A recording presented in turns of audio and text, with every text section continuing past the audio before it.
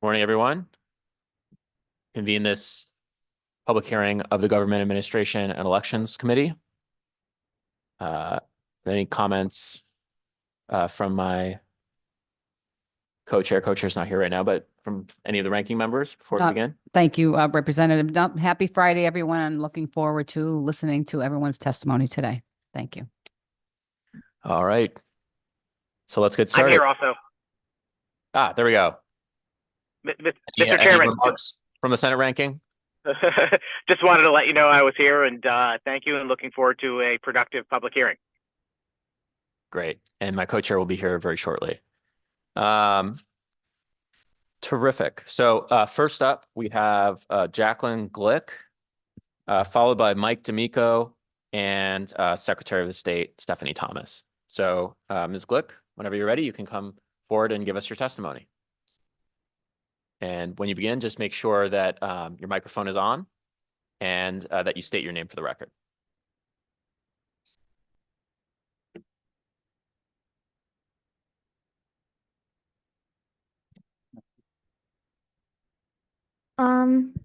My name is Jacqueline Glick.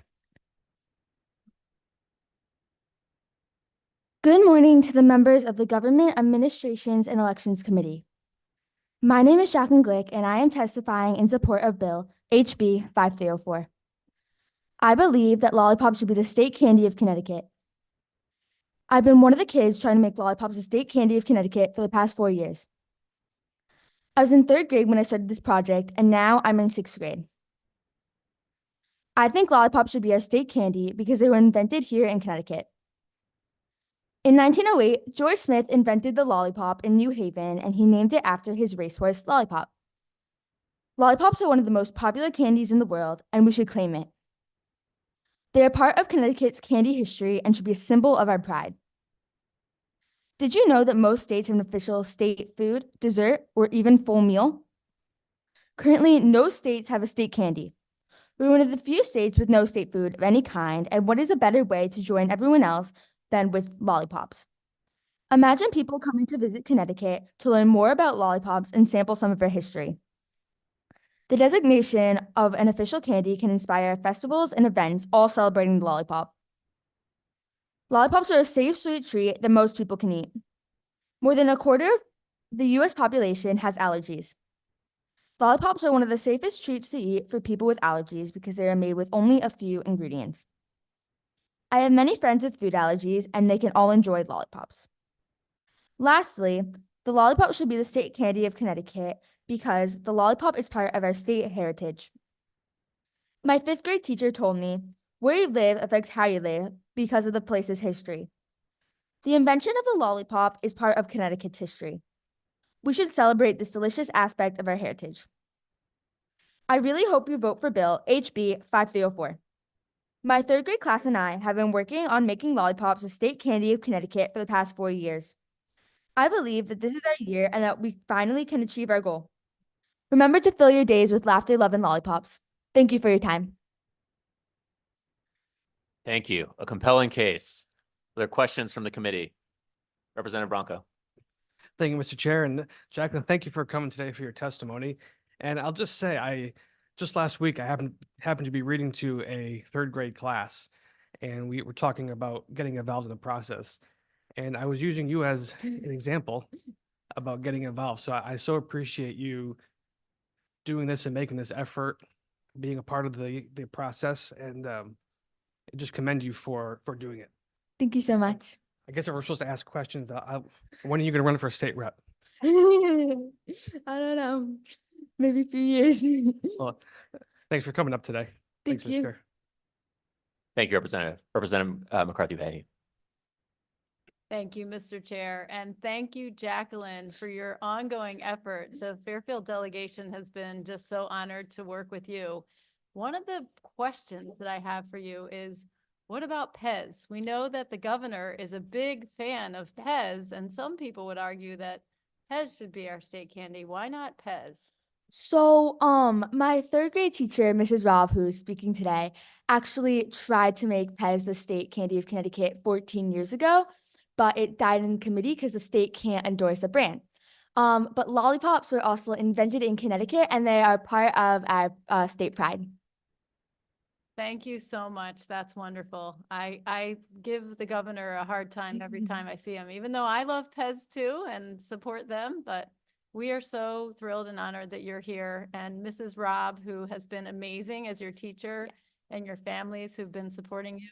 You're a great example of getting engaged in the civic process and learning how to do this very effectively. So we look forward to hopefully getting the bill passed through both chambers this year and signed by the governor with his Pez jar in the back.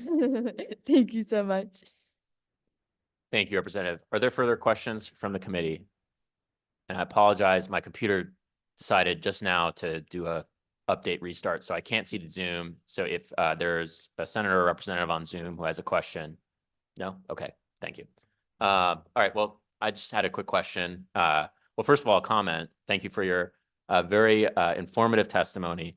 I'd always wondered where the name or the word lollipop came from. And this question may not be fair, but the inventor named the candy after his horse. But where did he get the name lollipop for his horse? I think it was more of like a nickname, and it was actually spelled differently. It's spelled Lolly space POP. So I think it was more of its name was Lolly, which was more of a popular name back then, and then Pop, and then he just combined it to make lollipop when he invented the lollipop. Wow, well, we've all learned something today, more than one thing. Thank you very much for your testimony. Thank you so much. My next question is, do you know which state representative and state senate district you live in? Because, you know, we need to know who should be afraid of you running against them. I live in Fairfield. Oh, excellent. Well, thank you so much for your work on this. I agree with Representative Branco. Your participation has been an excellent lesson, I'm sure, for yourself, educating yourself, but also for students all over the state in terms of how to participate in our legislative process. Unfortunately, one of the things you've learned is that things often take a while. So we appreciate your persistence and your articulate and very well-informed testimony. Thank you. Thank you so much. Next up is Representative Mike D'Amico, followed by Secretary of State Stephanie Thomas, followed by Laura Santani.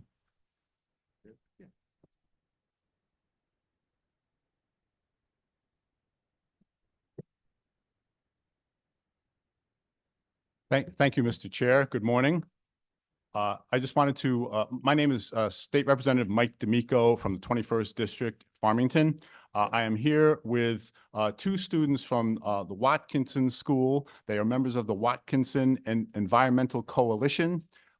We are here, primarily they are here, to testify in support of House Bill 5307, which is the 11th bill on your agenda, an act redesignating the state insect as the spring azure butterfly. So I very much appreciate you putting this on the agenda, you and your co-chair and the ranking members. Perhaps not the most important bill that you're going to be dealing with today or during the session, but I think that as important as the legislation is the fact that these young people, as witnessed by the previous speaker, these young people are interested in government, they're interested in the process, and they are the future. So I really appreciate your indulgence. So I'm going to turn the microphone over to Kate Boy-Williams and Chris Tracy from the Watkinson Environmental Coalition, and I am sure that they will convince you that the state insect should be changed to the spring azure butterfly. They've done quite a bit of research. So thank you again. Thank you, Representative, and I look forward to a compelling presentation. Just make sure you state your names for the record, and it looks like the microphone is already on. Hello, my name is Catherine Boy-Williams.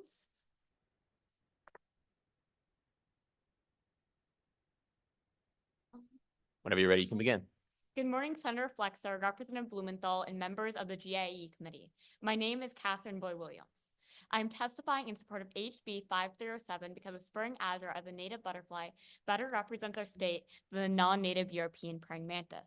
I am a resident of Unionville and a junior at Watkinson. As a student leader for our environmental club, the Watkinson Environmental Coalition, or the WEC, last year I came up with the idea to work toward changing the state insect from a non-native species as a way to raise awareness of our native species. I've spent hundreds of hours on this project. Why did we use our time this way instead of choosing to spend our free time in other ways? We want to make a difference in the world. I believe that this bill would begin to make that, not just to our school or even to our state. I believe that it could make a difference beyond that. By having the non-native European praying mantis as our state insect, we are overlooking the thousands of native insects that are present in Connecticut ecosystems. Changing the state insect to a native insect, the spring azure, gives recognition to our native environment and show that here, in Connecticut, there are incredible, amazing native insect organisms that deserve our attention. It acts as a stepping stone towards further change. Change begins with people. It starts with people who are passionate about an issue and progresses through the spread of information. That is what our effort represents. The initial change caused by this bill may be relatively small, but I hope it leads to greater and greater changes. In order to ensure a proposed replacement was representative of Connecticut residents, our group created a list of potential candidates based on conversation with experts and held a series of debates within the WEC regarding each of their merits. We then surveyed our larger school community to narrow the options to the two final candidates, the spring azure and the ebony juling, a damselfly. I then sent emails to hundreds of organizations, schools, and individuals as part of WEC's effort to obtain broad statewide support. Ultimately, we collected 1,889 votes across the state, overwhelmingly selecting the spring azure as a preferred state insect. The spring azure, like Connecticut, is energetic and small.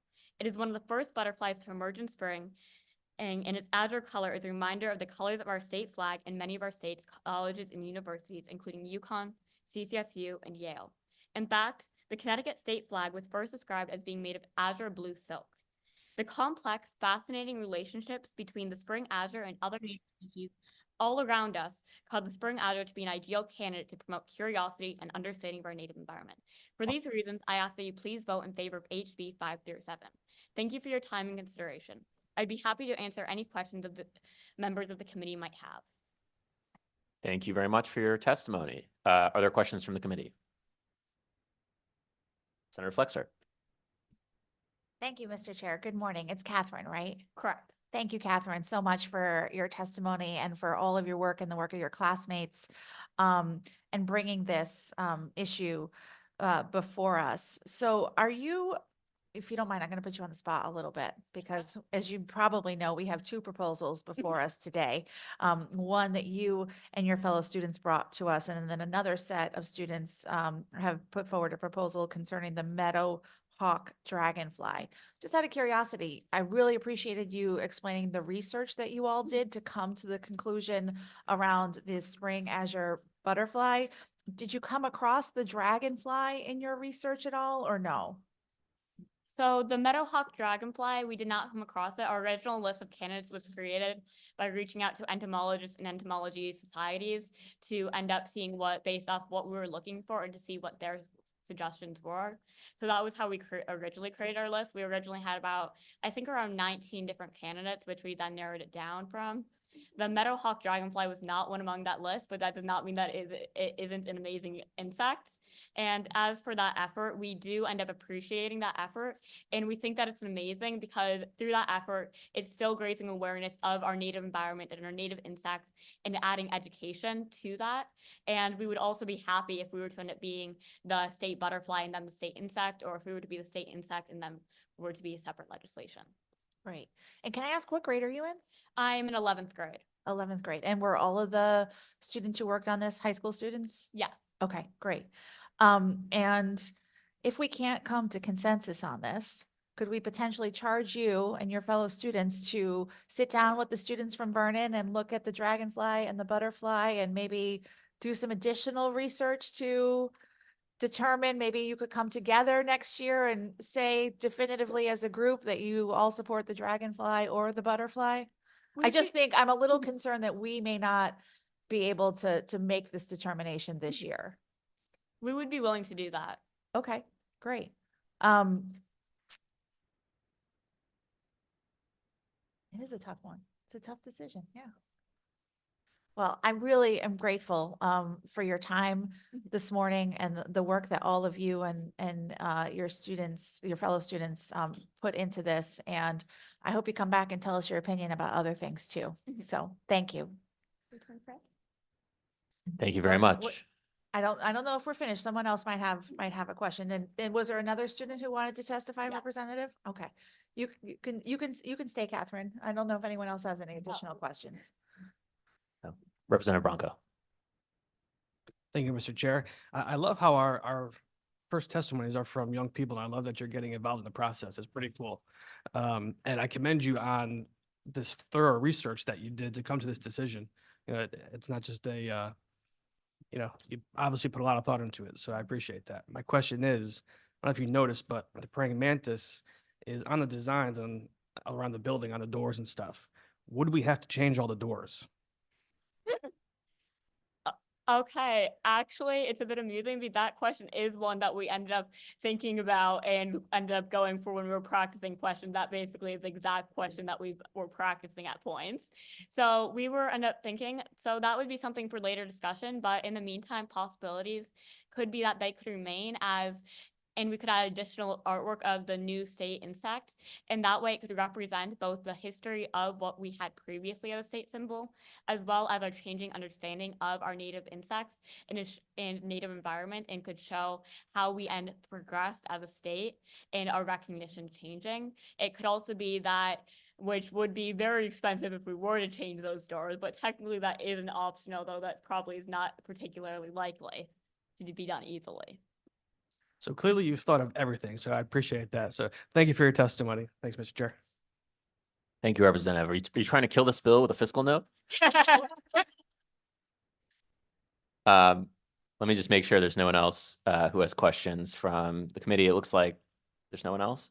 I will just say, I'll echo all my colleagues in saying thank you for your excellent, informative, and I would say very diplomatic and astute testimony. You've already displayed some significant political skills in dealing with this controversy between the two insects. So I think you have a bright future ahead of you, and we appreciate you being here to participate yourself and also provide an example for young people across the state. Oh, sorry, the distinguished ranking member. Sorry, Mr. Chairman. Thank you both for coming in. I think it's great that you're getting involved and trying to make change. It's wonderful. I know you have another guest here, another student here. I'm sorry, can you tell me what your name is again? My name is Chris Tracy. Chris. So Chris, we heard a lot from your colleague over here. I was wondering, is there anything else that you would like to add to her testimony? I would also like to add to her testimony that adding the spring azure either as the state insect or state a butterfly, it could potentially also remove the what's it called? Sorry. It could also potentially remove the European praying mantis, which doesn't represent us as well because it's a non-native and because of its original reason why it was added into the azure state insect was because of farm-based reasons, which it was later found that it does not do. Very interesting. And just one follow-up question. In school, do you study insects? I mean, what made the class come up with an insect as being the state insect and not something else? I'm just wondering if you study that. It wasn't the whole class or school. It was just a club and small group of people. And it was just an idea, which I believe you had, which I pushed for her to do. If I could add on to that, is this I think to add on to that, for in school, we do not end up really learning much about native insects. We do learn about insects in general sometimes, but it isn't always a focus of our learning. And often when it is, it's specifically in relation to pollinators and more broad. And often it's things in relation to the European honeybee, which is a non-native pollinator, as well as other various different pollinators. So part of what got me into this is because of the fact that I find insects fascinating, and at one point was doing a project in which I was looking through thousands of species of native insects. And through that, I ended up coming across it and the fact that our current state insect is non-native. And based off that, and based off the research I had done on our native species, I thought that it wasn't the best representative of our state. So I brought it up to my group, and we decided that it would be something that we wanted to try and change. Great. Well, thank you for your testimony and the diligence you have put in on that research is greatly appreciated. Thank you. Thank you. Mr. Thank you, Representative. Was there anyone else with a question from the committee? Were you both able to give your full testimony? Yes. Well, I'll just say what I said again. Thank you again for some very well-informed, diplomatic, politically astute testimony. We appreciate your participation, and I'm sure young people across the state do as well. Thanks very much. Next up, we have Secretary of the State, Stephanie Thomas. Secretary with us? Good, yes. Good Oh, there she is. afternoon, good afternoon, chairs Flexer and Blumenthal, ranking member Sampson and Mastro Francesco, and vice chairs Slap and Morin-Bello. As you can see, I am in less than ideal conditions, so I am also joined by my Director of Elections, Kristen Sullivan, and in case I drop out, she will pick up. We are testifying on SB 352, SB 354, HJ 216, and HB 5409. I'm going to start with HJ 216, the resolution that would allow 16-year-olds to pre-register to vote so that when they turn 18, it's just one less hurdle. And I can think of no better reason for proposing this bill than all the young people we just saw here today. They were so impressive. And that is what we are trying to accomplish, getting young people more engaged civically before they turn 18. Currently, there are 18 states plus Washington, D.C. That allow 16-year-olds to pre-register. And the studies out of those states have shown that pre-registration has a positive impact on youth turnout in elections. And thanks to the investment over the last several years by the legislature, our new centralized voter registration system will be rolling out in June. So that will make it much easier for Connecticut to implement this bill compared to what we would have had some challenges in the past with the current system. The new system would work in tandem with the DMV, the existing automatic voter registration portal, so that when 16-year-olds go to get their learner's permits, it would work seamlessly with our back end doing the first step. And then when they turn 18, it would also seamlessly work with our back end to make them register to vote. A similar bill was proposed last year, SJ 35, and ROVAC, the Registrars of Voters Association of Connecticut, had some concerns about 16-year-olds needing to affiliate with a party at that age when they get their learner's permit. We would be happy to work with our CVRS vendor, ROVAC, this committee, to make sure that we could work around that and that the 16-year-olds would not have to affiliate with a party at that time. I agree with ROVAC that may be too far away from their active voting date. Secondly, I'd like to wholeheartedly support all the days proposed in HB 5409. In particular, Free Enterprise Day is a wonderful idea. As the agency that registers businesses, we come into contact with so many fantastic entrepreneurs, and I think this is a wonderful way to shine a light and encourage other people to start their own businesses. Of course, Constitution Day, highlighting Connecticut's role as a democratic trailblazer, is something we wholeheartedly support. And then on a personal note, Parkinson's disease, I think so many people are aware of it, but it still sometimes flies under the radar. And this is a disease that has impacted my family personally. So I would love to see this adopted in Connecticut so we can continue to shine a light on all the people and family living with Parkinson's. Also on a personal note, Tuskegee Airmen Day. I come from a military family. Many have served, and when I think about the bravery of those pilots, I'm just going to associate myself with the remarks that I saw posted from the New England Airmen. Stephanie there said, this day would send a powerful perseverance, integrity, and standing up against all forms of injustice. And I think those are values we need in the world to see that recognized. And lastly, Barber Recognition Day.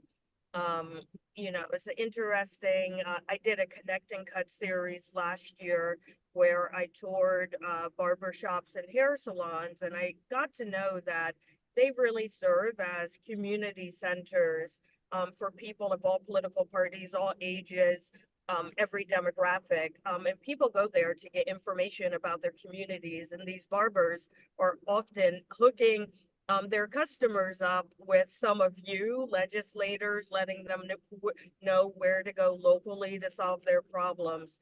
So I wholeheartedly support that due to the fact that they're entrepreneurs and great community engagers.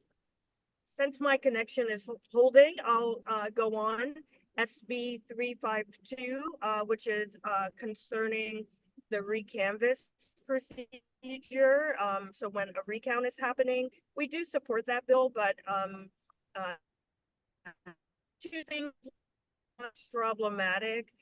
We would amend line 31 that would say, that would stipulate that the recanvass official or moderator has to knowingly interfere. We have had situations in our office in the past where an election official thought they were meeting the criteria of the law, and it turned out, people couldn't see as easily as they thought they would be able to, and they very easily corrected that behavior. So we think adding that change is very important. And also, we would encourage the committee to look at the fines, which seems a bit high.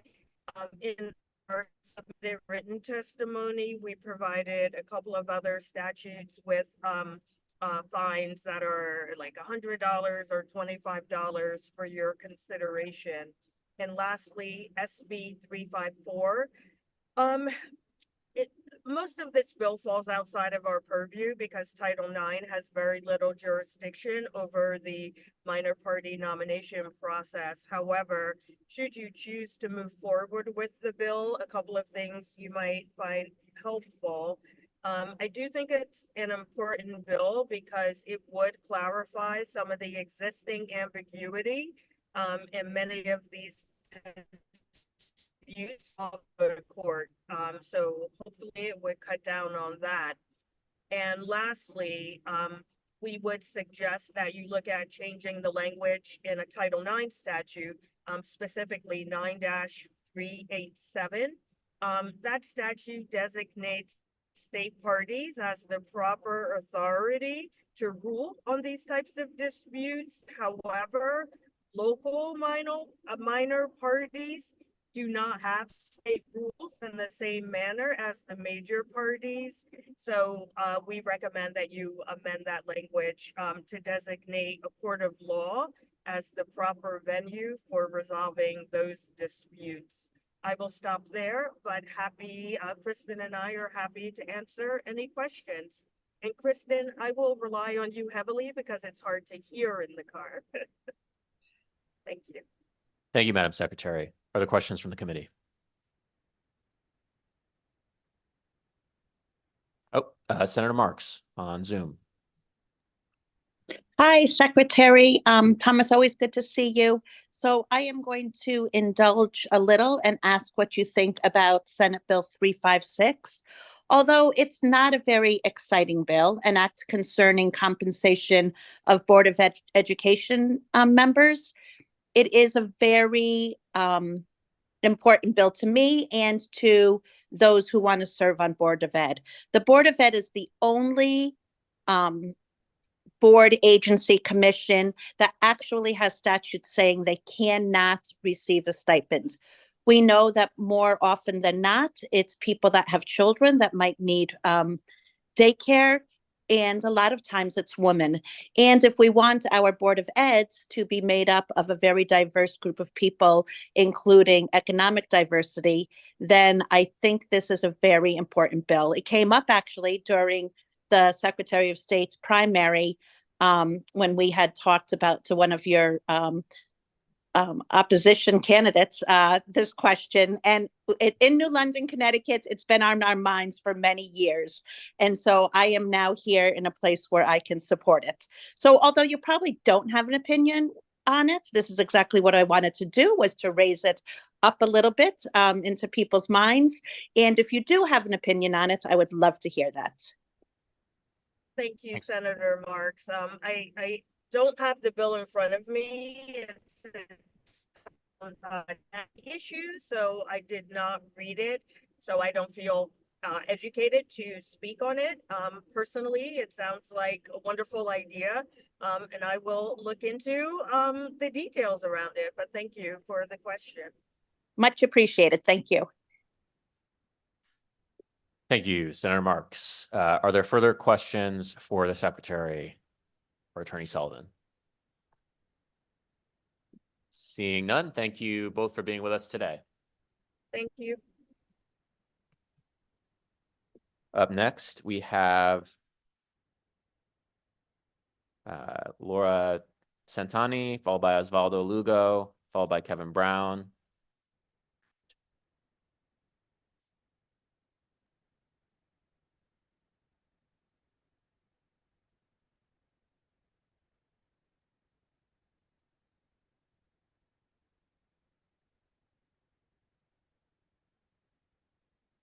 All right, we're going to go back to Laura Santani, and we're going to go to Osvaldo Lugo.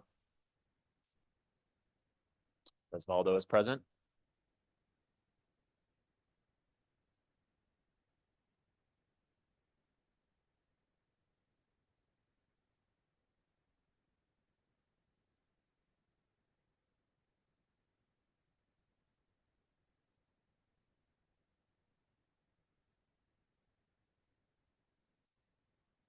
Morning.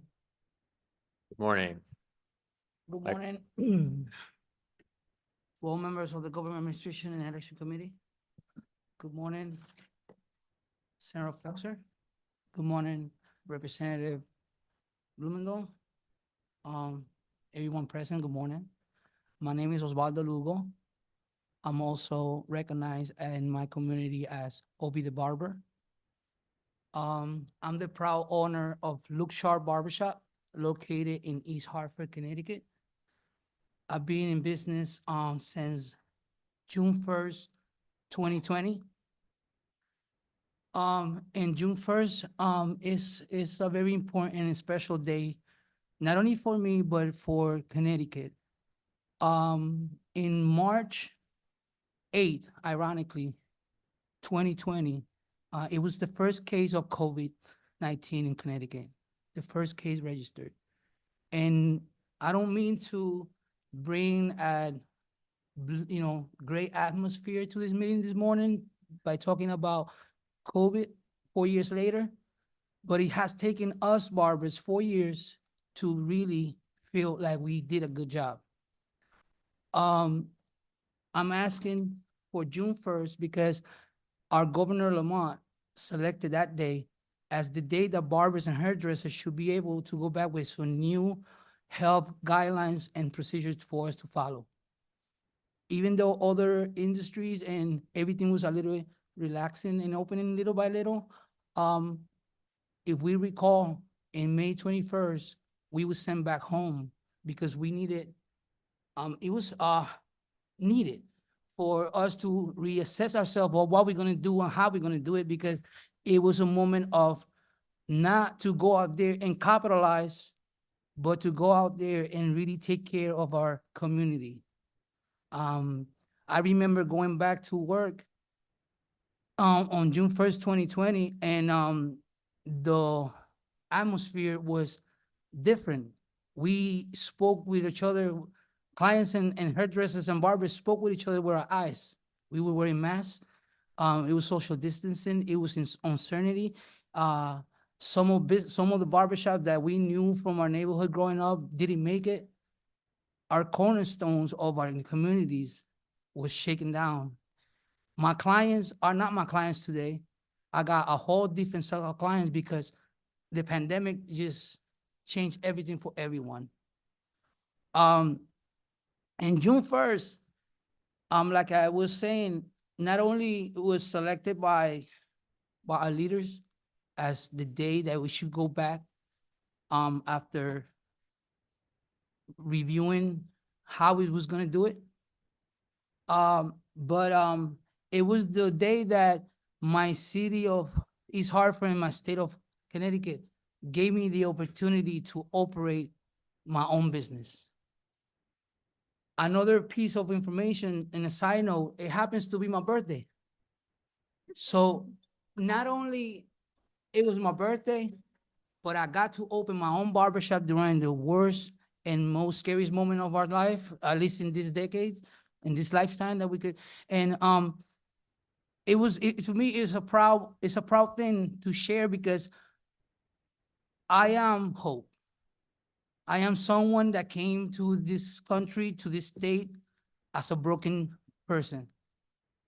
My brokenness drove me to do certain things that led me in prison for 10 years straight. I only been home for 5 years and a half. And because you gave me a reputation, you motivated me. One of the things to motivate someone, I found out, is just give them a reputation. You said, listen, you are a licensed barber. I need you to go out there and be essential and do what you got to do and take care and contain. You didn't say it's time for you to go and make that money. You said it's time, it's your turn to go to the community and help us take care of each other. Like I said, I am a person that brings hope to my community because I'm not shy about where I came from.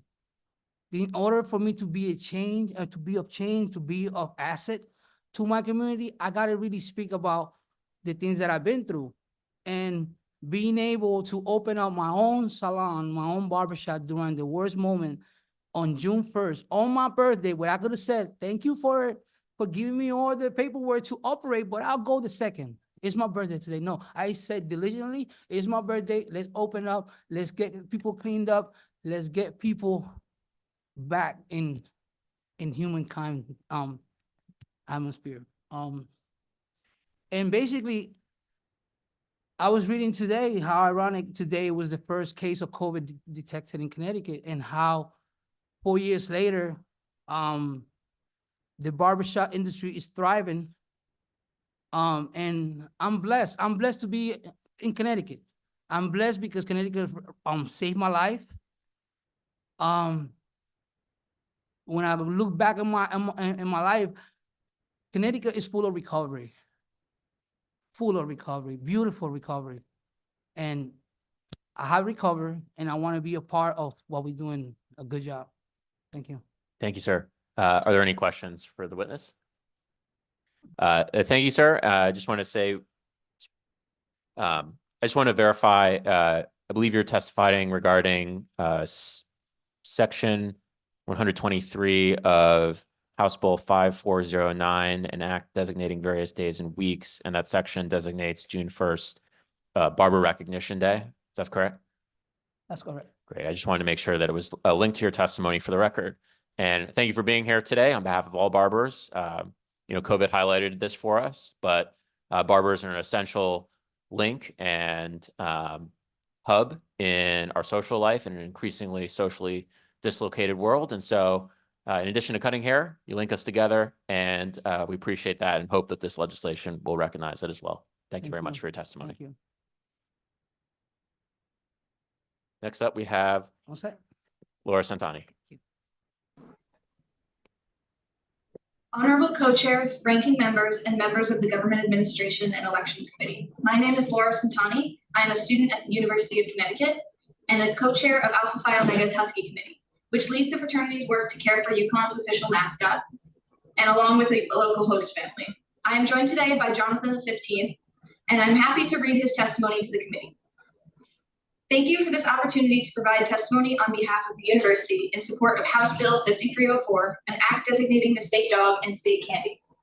Jonathan I, who was named after Connecticut's first governor, Jonathan Trumbull, arrived on campus in 1935, when we were known as Connecticut State College and had just begun awarding bachelor's degrees 2 years earlier. 4 years later, this very General Assembly approved a bill that changed the name of our institution to the University of Connecticut. Since then, UConn has experienced exponential growth, helping to fuel our state's economy and serving as a source of pride for so many. Soaring to number 9 in the Wall Street Journal rankings of public universities and winning 23 NCAA championships since 1981. 14 Huskies like me presided over the exciting history of the University of Connecticut. And while it's a great responsibility, I am excited to be the next iteration of a symbol that unifies our state and energizes nutmeggers nationwide. Obviously, being one myself, one could certainly accuse me of bias when championing the traits of a Siberian Husky. But words such as friendly, gentle, alert, outgoing, dignified, and intelligent are all characteristics used to describe Siberian Huskies like me by the American Kennel Club. Sure, the word mischievous appears a time or two, but there's a fine line between mischievous and a dog who likes to have some fun. Thank you again for the opportunity to provide testimony today. I'd be happy to answer questions if I could, but please know that it would be a great honor to me and my Siberian Husky brethren to be designated as our great state's official dog. Go Huskies! Go Huskies indeed. Thank you, Ms. Santani. We have some questions for the committee, I believe. First up, Representative Hoxha.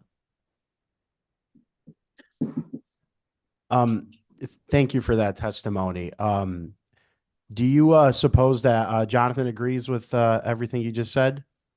I do suppose so. Would you mind asking him? Jonathan, do you agree with the testimony you provided today?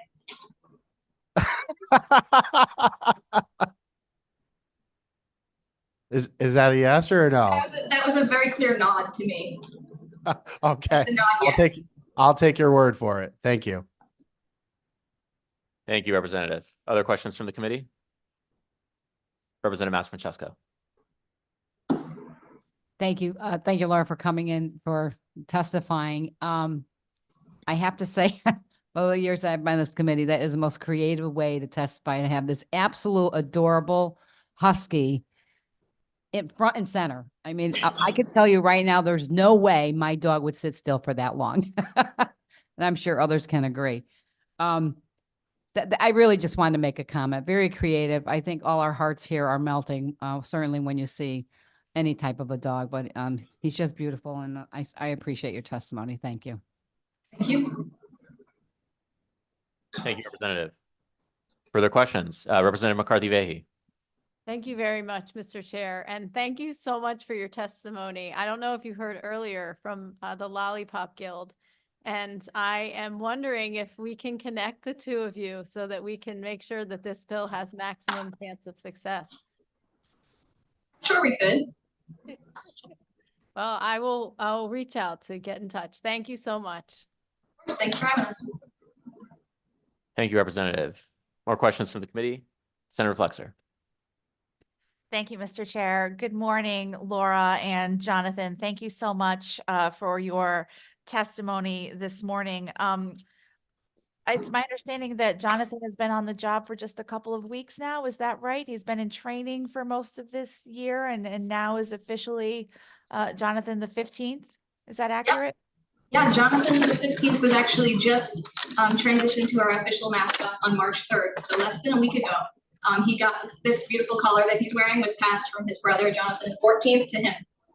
Well, we're thrilled that what will be in a very exciting March, I'm certain, for Jonathan is starting here in our committee and with his and your advocacy for designating the Husky as the state dog. Thank you very much for taking the time today, and Laura, for all of your great work with Jonathan. I hope you have fun at the Big East tournament and the NCAA tournament and all the other places you and Jonathan will be traveling in the weeks to come. And thanks for taking the time to be here. Thank you very much. Further questions from the committee? Seeing none, I will just say thank you, Ms. Santani, and thank you, Jonathan. Jonathan has sat still and in a chair in a hearing for a lot longer than many of our colleagues. So he's got a bright future ahead of him.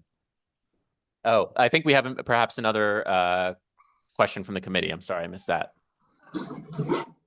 Representative Haddad. State. Yes, thank you. I like to be in the room when my constituents come here to testify, and I just wanted to thank Jonathan for his testimony. I just want I don't have a question as much as a comment. I do support the legislation, but I did just want to make it clear, even though he's a constituent of mine, I'm not doing that because he votes for me. To the best of my knowledge, he's an unregistered voter. He's never made a contribution to any of my campaigns. He's hindered by the fact that he does not have opposable thumbs. But he is a symbol of excellence for our state. The success that he represents, I think it makes him a great choice and his breed to be a great choice for our state dog. And so I thank you very much for support for coming here to testify, and we appreciate your perspective on the issue.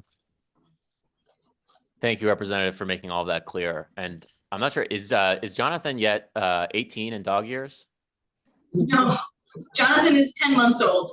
Okay, so he's got some time to go before he becomes a registered voter. Maybe he can take advantage of pre-registration if we pass this constitutional amendment to allow 16-year-olds to pre-register to vote.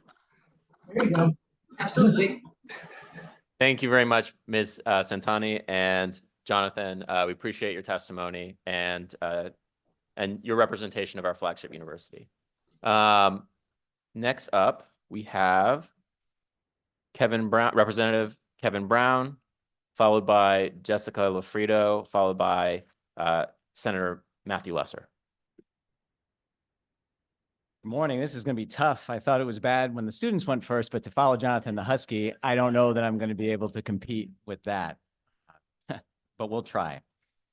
Good morning, Chairman Blumenthal, Chairman Flexer, Vice Chair Slapp, Vice Chair Morin-Bello, Ranking Member Sampson, and Ranking Member Master Francesco, and other members of the committee. My name is Kevin Brown, and I proudly represent Vernon's 56th district. And today I'm actually here testifying on behalf of some students who couldn't be here today because this has been a couple years in the making, and they probably, would love to have been here, but school is in the way for them. So to the students of Center Road Schools, Team 30, class of 2022, third graders that were in Miss Sittler's class, they're now in 5th grade. This is for you. I'm here today to testify for House Bill 5305, an act redesignating the state insect as the autumn meadowhawk dragonfly.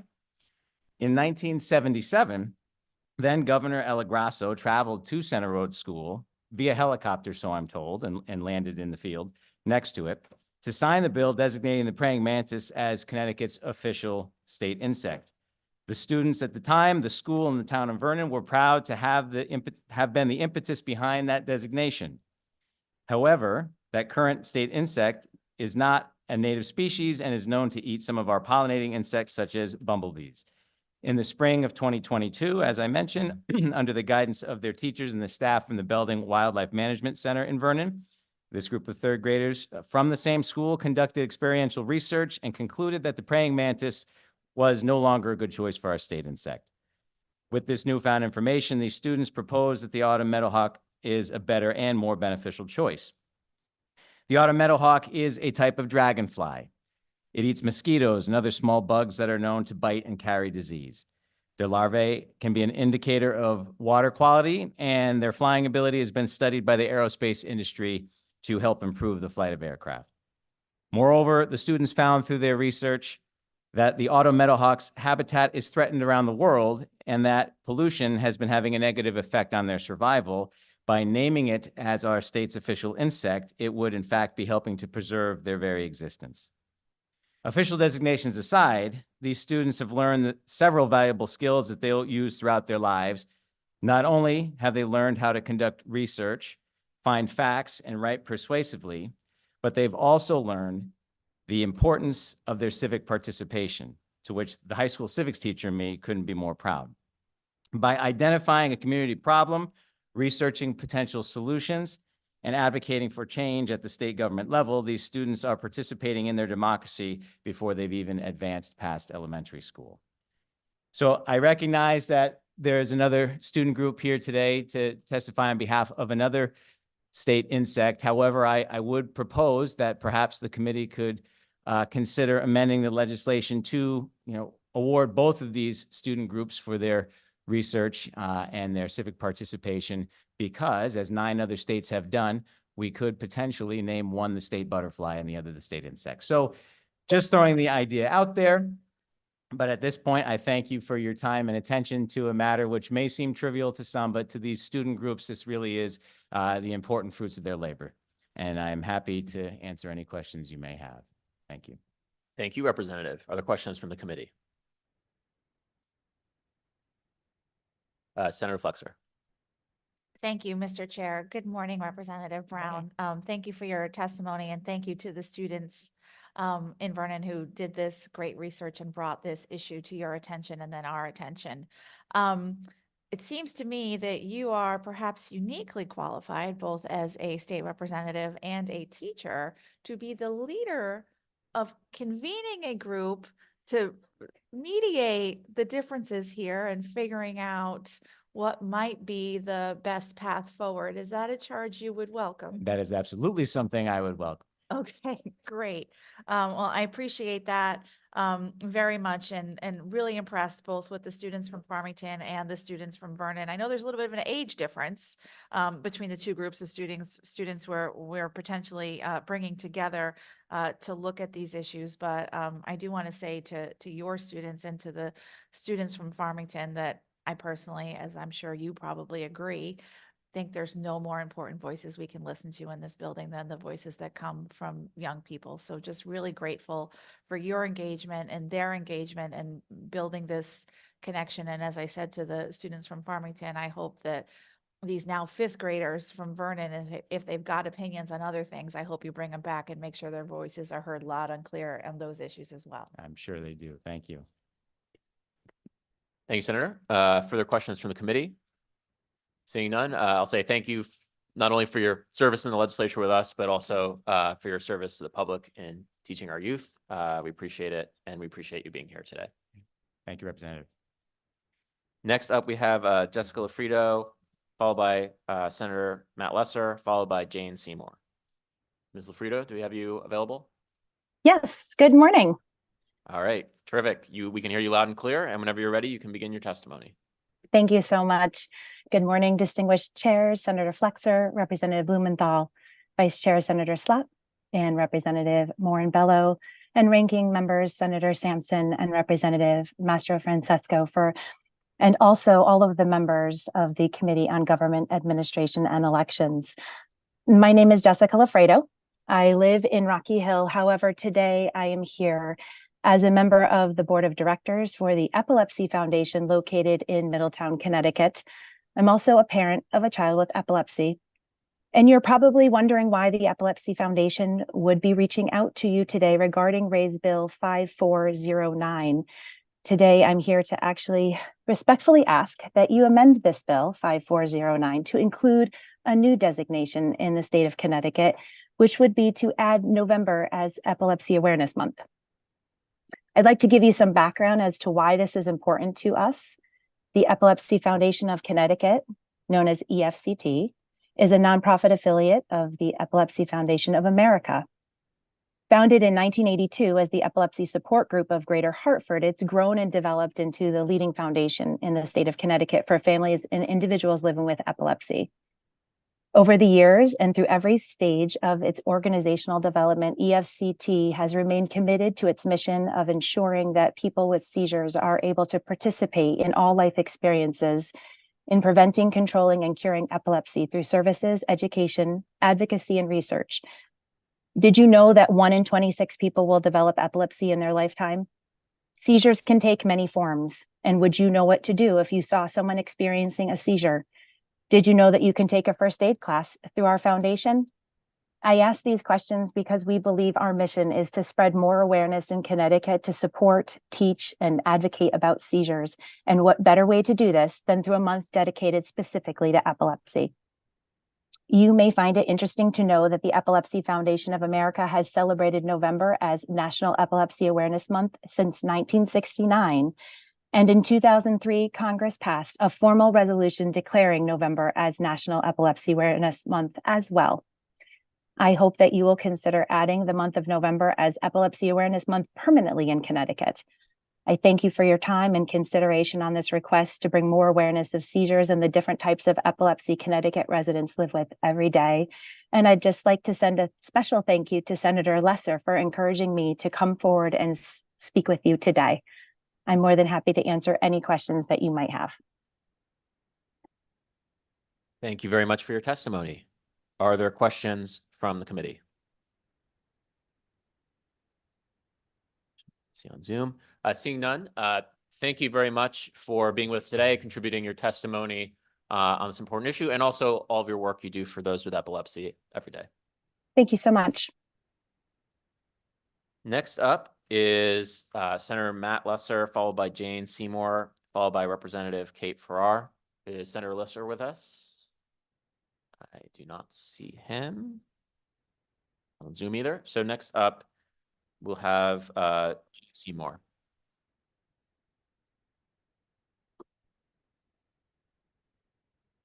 Thank you. Good morning, everybody. My name is Jane Seymour. I am a wildlife biologist and I work at the Belding Wildlife Management Area. Sorry to interrupt. If you could just move a little closer to the microphone. You can restart your testimony. Sure. Can you all hear me now? All right. My name is Jane Seymour. I'm a wildlife biologist and I work at the Belding Wildlife Management Area. And I'm here today to testify in support of HB 5305, an act to redesignate the state insect as the autumn meadowhawk dragonfly. First, I would like to applaud the students from the Watkins Environmental School. I think they did a great job. As you've already heard this morning, the current state insect, the European mantis, was originally introduced into this country to control crop insects, crop pests. Unfortunately, it ate everything. If you do a Google search for mantis and butterflies, you'll get an idea what these voracious predators are going after. Although it's a cool looking insect, it's harmful to our native insects and it should be replaced. And I think the fact that these two different groups independently are trying to replace this insect tells you how important that is. 2 years ago, a third grade class from Center Road School in Vernon sent a letter to their legislators requesting to replace the European mantis with the autumn meadowhawk dragonfly as the state insect. And I would like to read that letter into the record. That's okay. Dear Mr. Winkler and Mr. Champagne, remember this was almost 2 years ago. We are Team 30 at Center Road School in Vernon, Connecticut. We went to the Belding Wildlife Management Area early this month. While we were there, we voted for a new state insect. We are writing to you today to tell you why Connecticut's new state insect should be the meadowhawk dragonfly. To start, dragonflies are beneficial insects. They eat mosquitoes and other biting bugs. Their larvae are indicators of water quality. In addition, dragonflies have a striking ability to fly. Because of this unique ability, dragonflies have been studied to improve flying methods for airplanes. A really cool fact that we learned about dragonflies is they can fly backwards. They do this by facing their bodies straight up and looking at the horizon. Another reason we think the meadowhawk dragonfly should be our new state insect is because they are threatened throughout the world.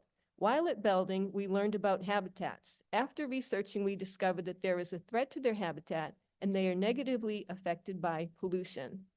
Because of this, we believe that making them a state insect will help protect and keep them safe.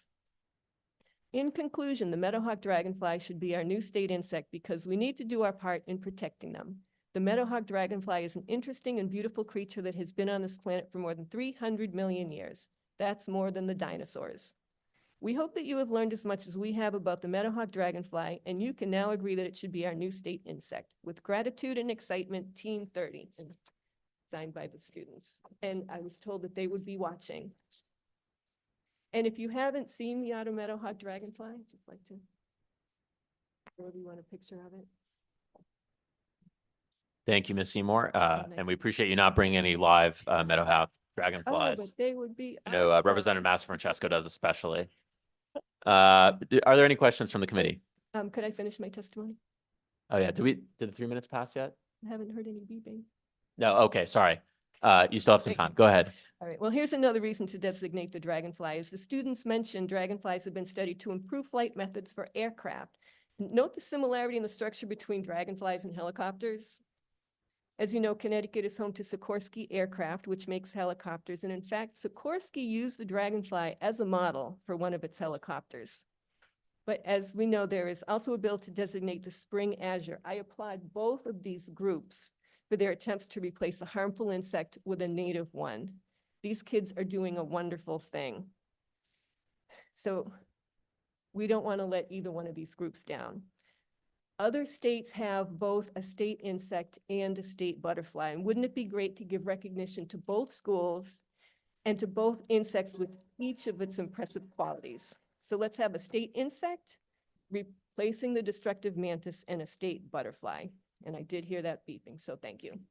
Thank you very much, Ms. Seymour, and I apologize for interrupting you previously. Are there any questions from the committee? Seeing none, we appreciate you being here today, sharing your expertise and also the voices of the students. Thank you. Next up, we have Representative Kate Farrar.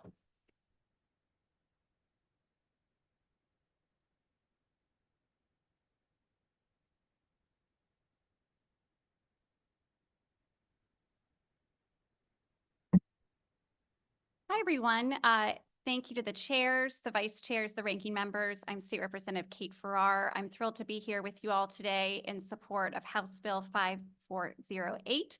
But I'm actually going to defer my time to Bruce Putterman, who can speak on the support for this particular bill. Thank you. Thank you, Representative Farrar. Good morning, everybody. My name is Bruce Putterman. I'm the publisher of the Connecticut Mirror. As you know, Bill 5408 is intended to support local journalism at its core. It does so by allocating a portion of budgeted state advertising dollars, digital and print advertising dollars specifically, to Connecticut-based news publishers. I'd like to offer 9 quick reasons in support of this bill. First, local journalism builds strong communities.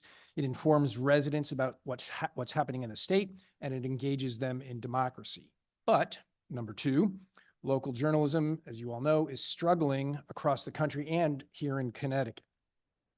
Number 3, government funding for journalism is not new. It has been around since the founding of our country.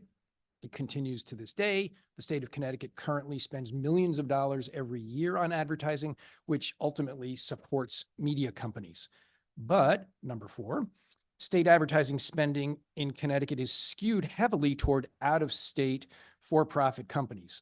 Some of their revenue does stay in Connecticut because it pays salaries of Connecticut journalists, but the profitability from media companies that they derive from state advertising dollars goes to their shareholders and their owners and doesn't get reinvested here in the state.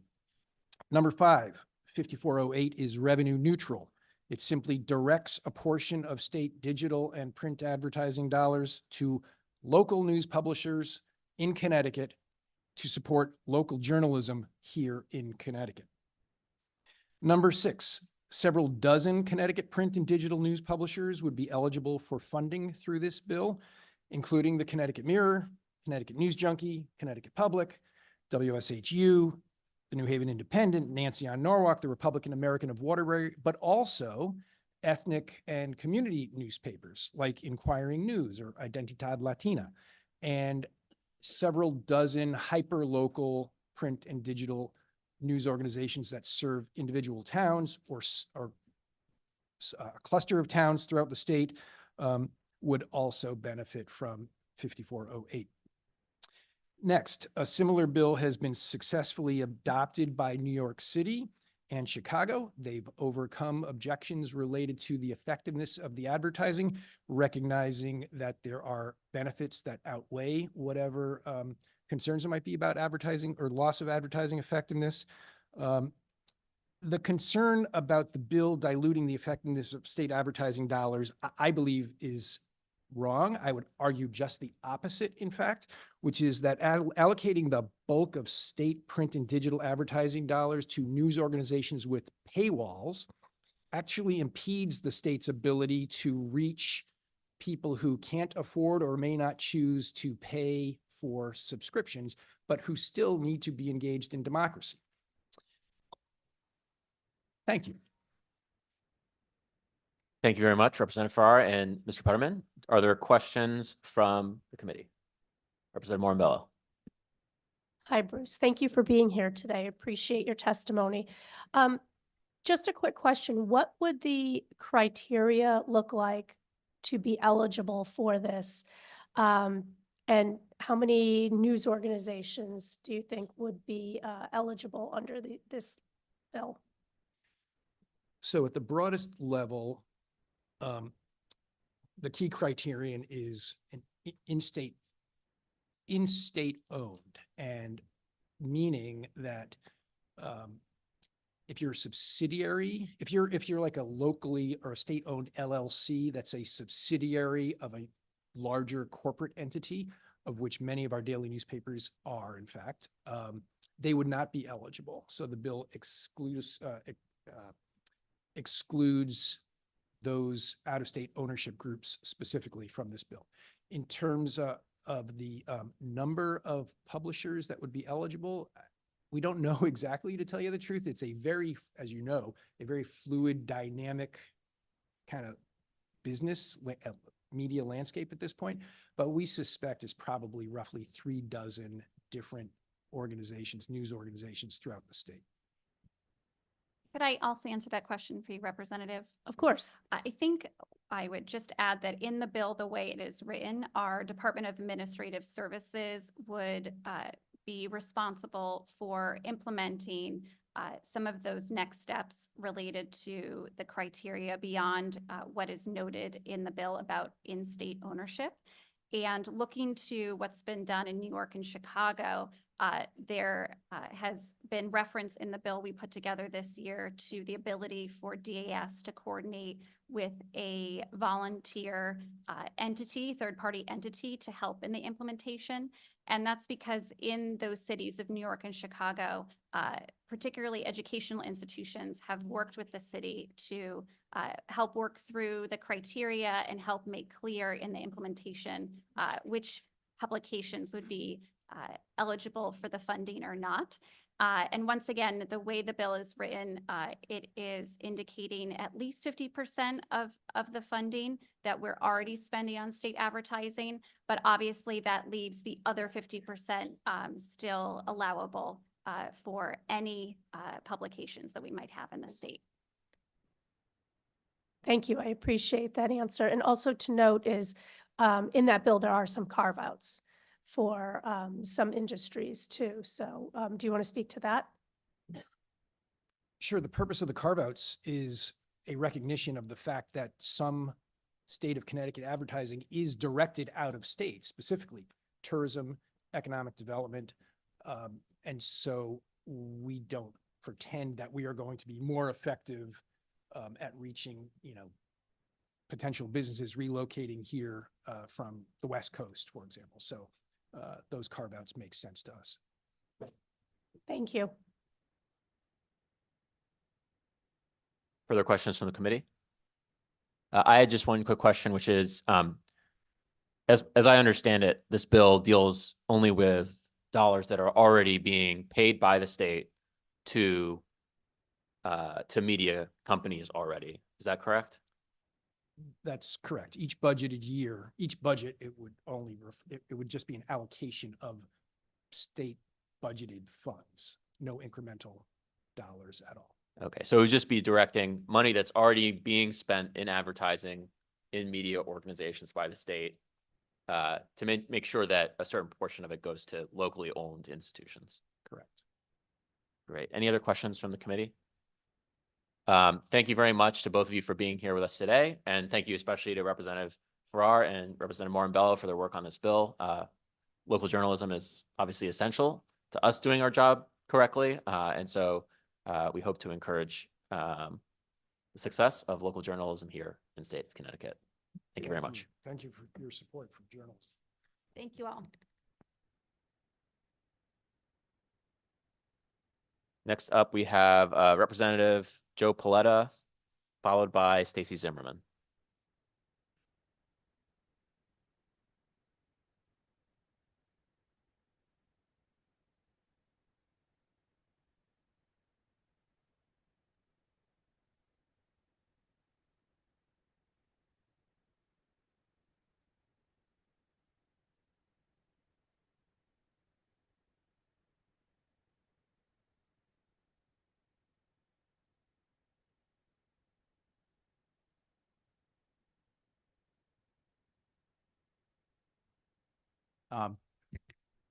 Good morning, members of the committee. I'm honored to be here with my police chief, Josh Berniger, and our deputy chief from the town of Watertown, Renee Dominguez, to talk to you briefly about HB 5410 and a specific section and a real life example that they'd like to talk briefly with you about. And then we welcome any questions. Thank you. I'd like to yield my time to them. Thank you, Representative. Thank you, Whenever you're ready, Representative Chief. Paletta. And thank you specifically for your work on this particular bill and hearing us on this. Our intent behind Raise Bill 5410 is to provide victims of sexual harassment in a public sector workplace the same privacy as the victims of a sexual assault in a criminal matter.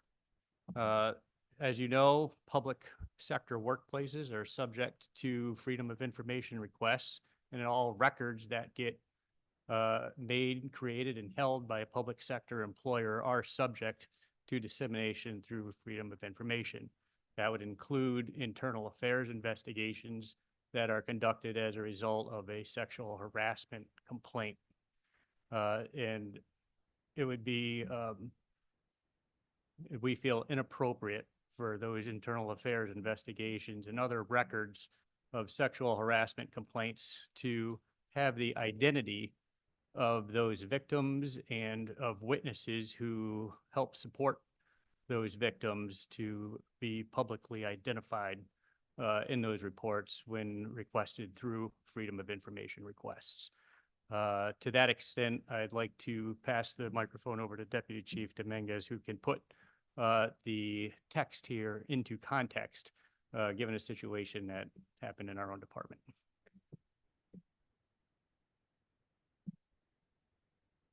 And if you could just state your name for the record before you begin the substance of your testimony. Renee Dominguez, the Deputy Chief of the Watertown Police Department. We had an incident at the Watertown Police Department, which we had to do an internal affairs investigation, and it was a sexual harassment claim. We had a victim who came forward who stated that she was sexually harassed while at work. Through the investigation, we learned that there were other victims of this perpetrator. However, in speaking with them, one of the victims did not want to come forward because she did not want her name on a record where it could then be disseminated if someone had done a Freedom of Information request. So we called and we asked, because we knew criminally that it would be redacted and would not be released. However, what would happen if it was just an internal affairs investigation? Would that be released, or could we redact it? Just to give this victim some comfort knowing that it's within the police department, that we are dealing with it, and that while we support her as the administration, that she would not be, her business would not be put out there. This was something that happened in the past, and she had emotionally moved on from it, and we did not want to bring it all back up for her in the public light. And we were found that we would not be able to redact her information, and that if someone did FOI it would be out there and we would have to release the name. And that then had her choose not to come forward. So we were not able to document that. And that has a lot of emotions for her as well, as to knowing that we do support her. However, we couldn't take that extra step to give her some closure in the situation. So again, we came forward and we thought that it was very important, where criminally they're able to be kept private. However, it should also be in this situation as well. Thank you very much. And Chief, did you state your name for the record previously? I Sorry, just wanna make apologize. sure. Joshua Berniger, Chief of Police, Watertown, Connecticut. And I just want to add that it's very poignant that today is International Women's Day. And the vast majority of the victims of sexual harassment in the workplace are women. And also, we will be looking for amendments to the text on the section in reference in here, where the text simply references records of the Commission on Human Rights and Opportunities, which is, we were looking for text, that covers all public sector workplaces. Thank you very much. Are there questions from the committee? Senator Flexer? Thank you, Mr. Chair. Good morning. Thank you for coming and testifying here today. Can you actually start by elaborating a little bit more on that suggestion that you just made in terms of the change you'd like to see in the bill language that's before us? And I'll just say generally, while you consider your answer to that, I really appreciate your work on this and bringing this to light. We don't want to have public policy, in my opinion, that has a chilling effect of people being able to come forward and be a part of holding perpetrators to account and making sure such behavior, especially in public places, stops. Totally agree with you, Senator. Thank you very much for that. To answer your question, we are looking for specifically the identity or all identifying factors of a victim of sexual harassment or witnesses that are corroborating the facts or participating in the investigation for their identifying information to be able to be redacted out of any freedom of information requests pertaining to the investigations of those complaints. Thank you.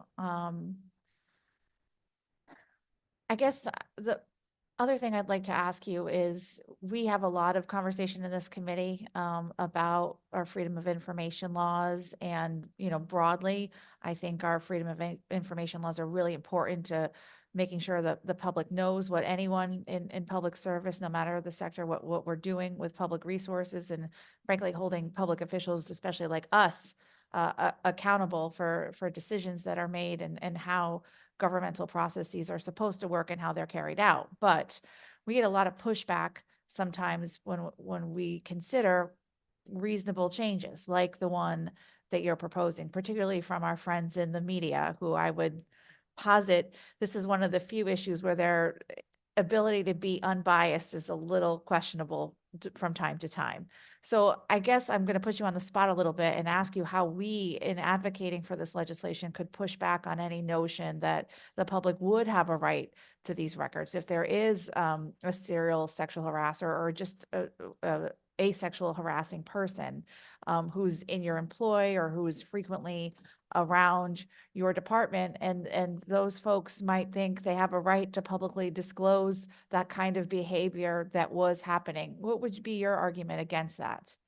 My argument would be that I believe the public interest in making sure that victims of sexual harassment in our public sector workplaces, which are all our public governmental agencies, from municipal agencies all the way up through the state agencies, feel free and comfortable to come forward with a sexual harassment complaint in that workplace. I think that the public interest outweighs the privacy in this particular situation. We want to make sure all of our public agencies remain a positive workplace free from sexual harassment, and to open up the avenues for victims of sexual harassment to come forward without their identities being made public, I think is important. Thank you. And Deputy Chief, in the scenario that you outlined, do you think that there were other options or other consequences that weren't available in that particular situation because that person felt the chilling effect of the FOI laws in terms of their ability to come forward and be a part of the investigation? I think had the individual known that she would be able to be protected, it would have strengthened the Eternal Affairs case. In the end, we did get the outcome in which we wanted for this employee. However, it would also, had there been other victims, knowing that a second person had come forward, it may have brought forth any other victims that this was going on for. So I do think that it definitely did not, we could have had a stronger case where we showed a pattern of behavior that was not just one isolated incident that it was trying to be portrayed as. Okay. Thank you. Thank you again for your testimony and your advocacy on this legislation. Thank you, Mr. Chair. Thank you, Madam Chair. Thank you very much for your testimony and your advocacy. Oh, I'm sorry. Completely forgot. Representative Master Francesco had a question. Thank you, Representative. Thank you. I apologize. I just had a quick question. I'm just trying to understand. The incident that you described, is it because that victim was working for a public agency and it was reported to the department, the police department? Is that correct? It was a police department employee. They were all police department employees. So we conducted an internal affairs investigation on the incident once we got the complaint by one of the victims. And then we learned that there was a second victim. So everybody was an employee. Okay, and because she was an employee or the victim was an employee of the police department, that information you can obtain through freedom of information. Because I was thinking of an incident, if it was like in the private sector and there was a sexual harassment case going on and there it's investigated internally, and you wouldn't be able to get that information through freedom of information. But because it's a public entity, that's the reason. Okay, I understand now. ma'am. Thank you very much. Thank you, Mr. Chairman. Thank you, Representative. Representative Moran-Bello had a question. Thank you for coming and testifying today. Just a clarifying question.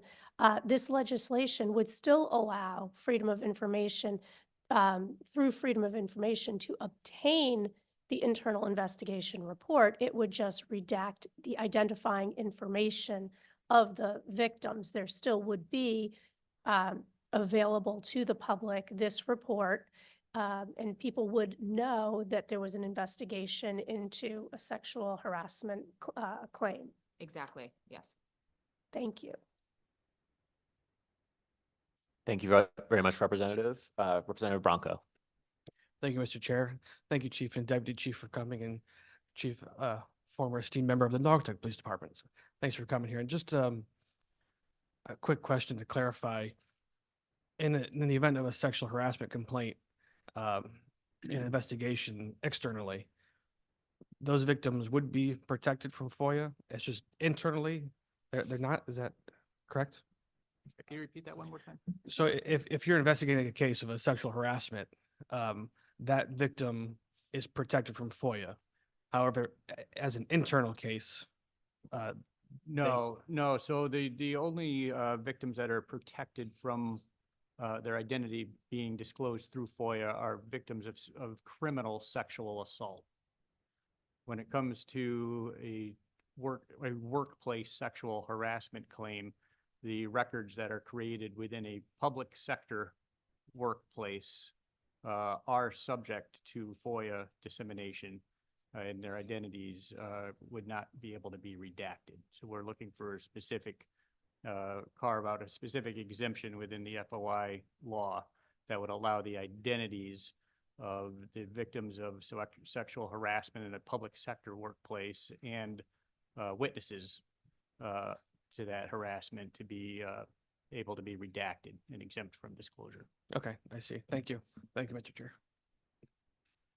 Thank you, Representative. Any further questions from the committee? If not, I just have one quick one of my own, and I think I know the answer, given that you've already suggested an amendment, but would you be willing to work with members of the committee and members of the FOI commission or other community in order to get the language right and get to a compromise? Absolutely.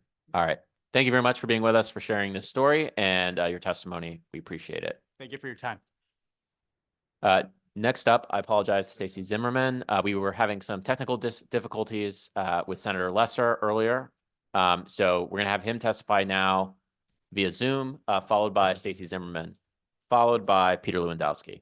Senator Lesser, whenever you're ready, you can begin. Yeah, thank you, Representative Blumenthal, Senator Flexer, ranking members Sampson and Master Francesco, honorable members of the Government Administration Elections Committee. And for the record, I'm Senator Matt Lesser, and I'm here to testify in support of raised House Bill 5409. And I would respectfully ask that in addition to the great content currently in, the committee consider adding a section proclaiming November as Epilepsy Awareness Month. We have a lot of families in Connecticut who are struggling with epilepsy. The district that I represent happens to have a number of constituents who are active in the epilepsy community. And I recall working with Representative Moran-Bello a few years ago on Halland's Law, which has been important on raising awareness about a condition called SUDEP. But in Middletown, we have the Epilepsy Foundation, and it is very important to the epilepsy community that we do more to raise awareness, and naming November Epilepsy Awareness Month will help us do that. So happy to answer any questions. Just appreciate the committee's respectful consideration, and thank you for the work that you're all doing right now. Thank you, Senator Lesser. Are there questions from the committee? Seeing none, we appreciate you being with us today and sharing your testimony. Thank you so much. Next up, we have Stacy Zimmerman, followed by Peter Lewandowski, followed by Matthew Halsey.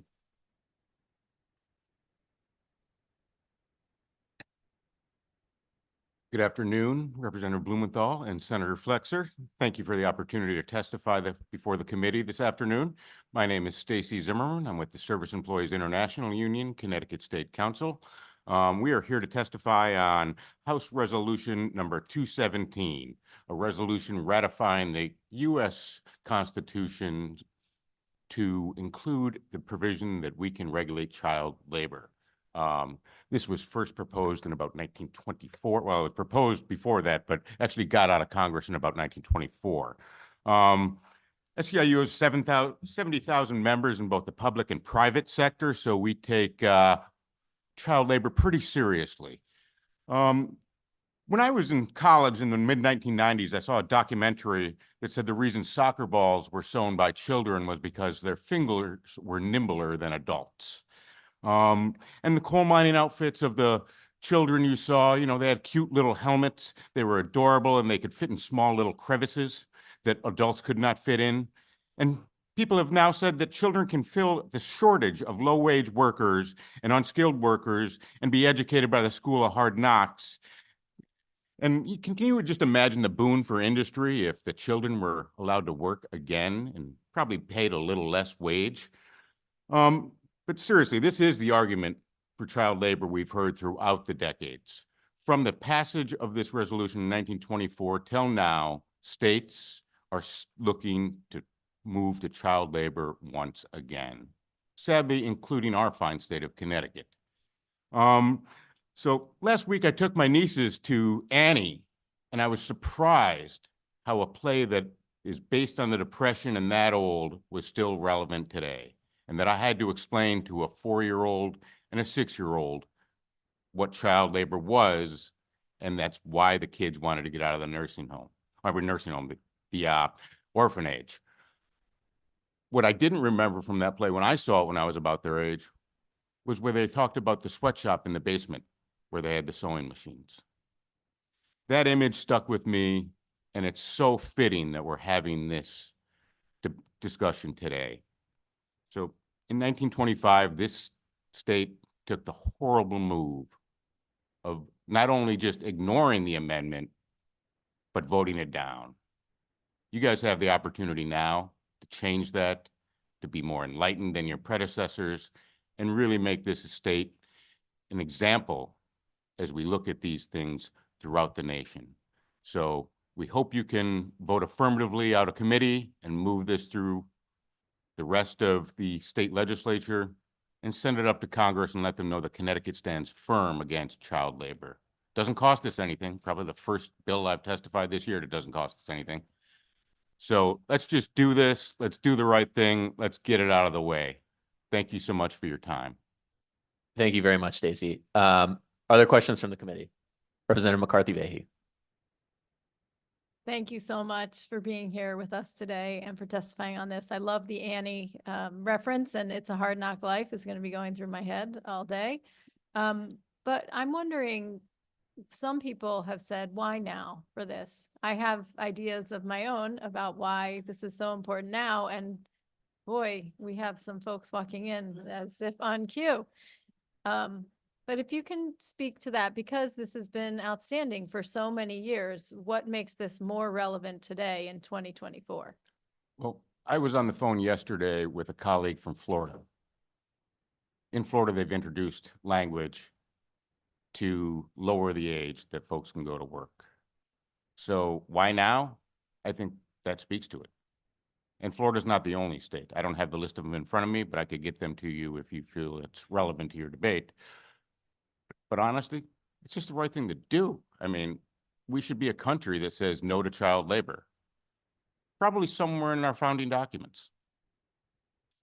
Thank you for that answer. And I couldn't agree with you more. And as we see all these students walking in the room, we want them to be learning and participating in their lives in that way. So I thank you for your efforts with this. And I think it certainly is more relevant now as we see the pressures on the workforce and what's happening around the country. So thank you. Thank you, Mr. Chair. Thank you, Representative. Further questions from the committee? Senator Flexer. Thank you, Mr. Chair. Good afternoon. Thank you, Stacy, for your testimony today. And I know you've noticed that we've been joined by some young people. Welcome. I understand you're students from Weathersfield. Thrilled that you're here today. We're talking about a lot of things important to children, so glad you're here. Stacy, with it in mind, our audience, you alluded in your testimony that there were efforts here in Connecticut to expand the use of child labor. And I don't want to get out of our cognizance here, and I want to stick to the resolution that's before us, but if you could elaborate on that, it would be helpful. It's a slippery slope in commerce. There's a bill that wants to look at the child labor statute. People have said that maybe amusement parks might need some help, and maybe they could get some younger folks to come in and help out there. There isn't language to it yet about what that would mean, but there is a study which is somewhat disconcerting. You know, and it could start with an amusement park, but can you imagine any of these fine kiddos here sitting in front of a sewing machine?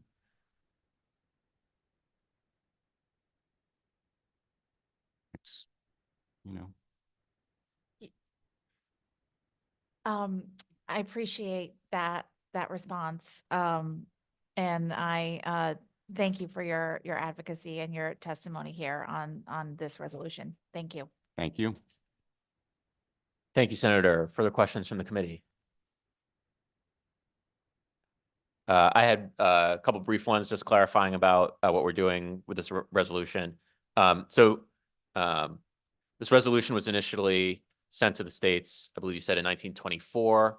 And my understanding is that we can consider ratifying it now because there was no end date set by Congress in doing so. There was no end date set. Okay, and this amendment would, if ratified, merely allow Congress to regulate child labor when it doesn't affect interstate commerce. That is correct. Great. Any further questions from the committee? Seeing none, thank you very much for being with us here today, Stacy, and for contributing your testimony, especially on a bill that doesn't cost us any money. Next up, have Peter Lewandowski, followed by Matthew Hollisey, followed by Paula Perlman. Good afternoon, Senator Flexer, Representative Blumenthal, Senator Sampson, Representative Mastro Francesco, and distinguished members of the committee. My name is Peter Lewandowski. I'm the Executive Director of the Office of State Ethics. I'm here to testify on just one bill, House Bill 5407, an act defining dependent child for purposes of the state code of ethics for public officials and concerning the exercise of jurisdiction over non-residents by the Office of State Ethics. This bill contains two legislative proposals from our office. First, Section 1 of the bill amends Section 1-79 of the General Statutes to provide a definition of dependent child in the Code of Ethics. Although the term dependent child is similarly defined in our regulations for purposes of statements of financial interests, the statutes do not contain a definition for purposes of any other provision, particularly substantial conflicts of interest and other provisions. The inclusion of the term in the code's definition section will provide consistent application of the term to all sections of the code and make the term more prominent and easily accessible to the regulated community in light of the definition's common application throughout the code. Second, Section 2 of the bill clarifies the application of a long-arm statute under Part 4 of the Codes of Ethics, which covers ethical considerations concerning bidding and state contracts when dealing with out-of-state entities. Specifically, Section 1-10100 of the General Statutes limits the Office of State Ethics jurisdictional reach with regard to non-residents in cases involving alleged violations of contracting statutes in 1-101 and N. The current statutory language may be interpreted by some to mean that Office of State Ethics does not have jurisdiction over alleged violations outside of Part 4 by non-resident person, including violations of the Code of Ethics for public officials and lobbyists. However, such an interpretation of this long-arm statute would create a gaping loophole by preventing Office of State Ethics from enforcing alleged code violations by employees who work for the state but reside outside, and also non-resident lobbyists who lobby here in Connecticut. The proposed language simply clarifies limited application of this statutory provision. Thank you for your consideration, and I'm happy to answer any questions. Obviously, my talk dismissed all the kids, so. Yeah. Ethics is not as probably interesting as insects and candy, but it is what it is. We appreciate your testimony on this vital subject. State ethics are extremely important, even if they may have cured those young people of any interest in our work here. Senator Flexer. Thank you, Representative. I'll just say, I actually would argue that our ethics laws is what allows those young people to know that this is a place where their voices are heard. And while, you know, the testimony on this particular bill may have not been particularly engaging, your work ensures that special interests are not what rules this place, but young people like that and all the people of Connecticut. So thank you. Thank you. That's appreciated very much. Further questions from the committee? Seeing none, thank you very much for being with us today. Thank you. Next up is Matthew Halsey, followed by Paula Perlman, followed by Joan Robb. Mr. Halsey.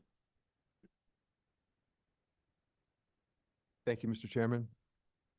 Good afternoon, Senator Flexer, Representative Blumenthal, Senator Sampson, and Representative Mastro Francesco, and members of the Government Administration and Elections Committee. Thank you for the opportunity to testify before the committee.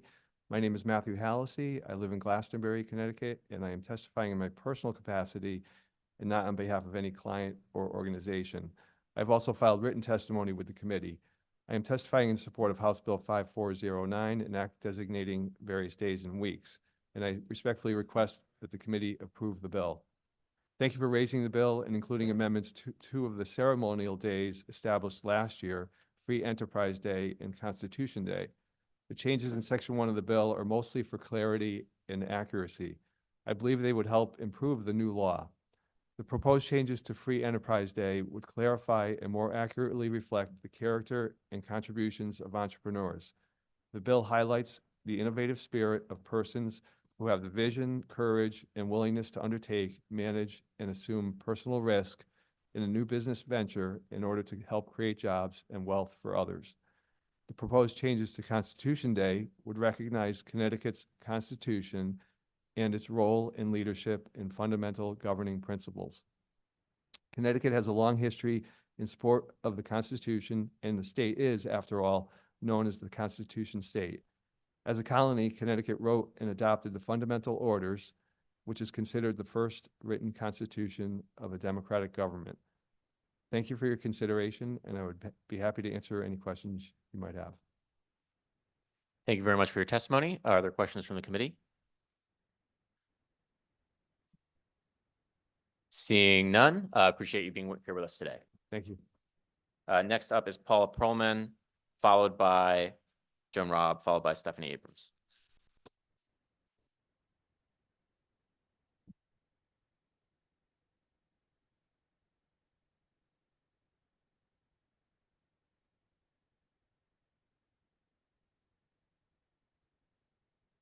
Good afternoon, Senator Flexer, Representative Blumenthal, Senator Sampson, Representative Mastro Francesco, and distinguished members of the GAE committee. My name is Paula Perlman, and I'm the Managing Director and Associate General Counsel for the Freedom of Information Commission. I'm here today to testify on two bills, Senate Bill 355 and House Bill 5410. We submitted written testimony, so I'll be brief.